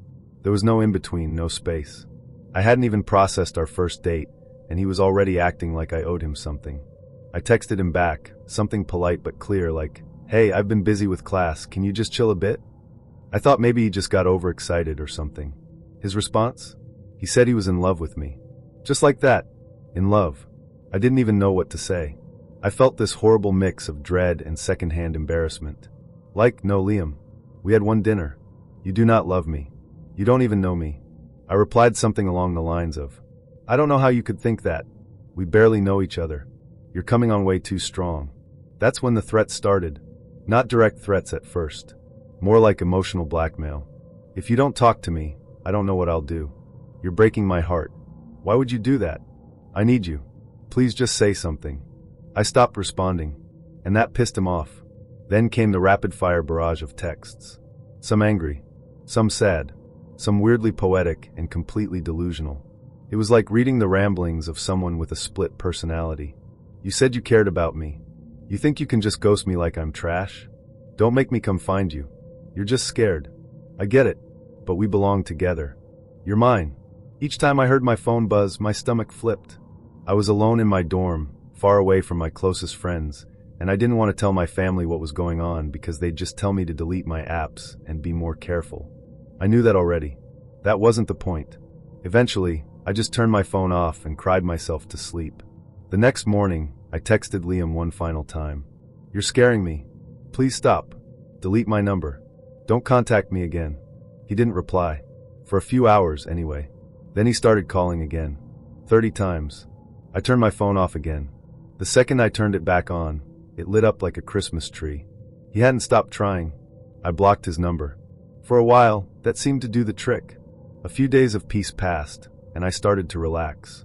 Told myself maybe he'd gotten the message. Maybe he'd just had a moment and was moving on. Then he found me on Facebook. He started commenting on all my photos, tagging me in weird romantic posts, and writing creepy stuff on my wall like, "You look beautiful today. You still think about me, don't you? We could have had something amazing." At that point, I had lowered my privacy settings so people from uni could find me easily. Big mistake. I changed everything to private and blocked him immediately. But the damage felt done. A few people I'd met at uni saw the comments and started asking questions. Then he started emailing me. Long paragraphs about how I broke his heart, how he sees me around campus and it hurts, how I gave up on love too soon. And then he said this, "You're such a good person, but it's kind of messed up how you handled things." That line stuck with me, like I was the villain for setting boundaries. I didn't reply, just kept blocking. Then came the final straw. I'd gotten a part-time job at a little cafe in the town center. Towards the end of a shift one day, one of my co-workers said something casual like, "That guy's been sitting across the street for hours." I didn't even think of Liam at first, but when I asked what he looked like, my stomach sank. It was him. I stepped out the back and peeked through the alley. There he was, just sitting on the steps across the street, staring at the cafe. Not moving, not on his phone, just watching. My hands were shaking so hard I could barely hold my phone to call the police. The manager was an angel. She let me sit in the office and even stood outside to tell him the cops were on their way. After that, I finally filed a full report. Showed the police the screenshots, the call logs, the Facebook comments, everything. They told me they'd contact him directly. Just a warning, no arrest or anything, but enough to put him on record. That was the last time he ever contacted me. But not the last time I heard about him. About a year later, I was outside a pub having a smoke when this girl struck up a convo.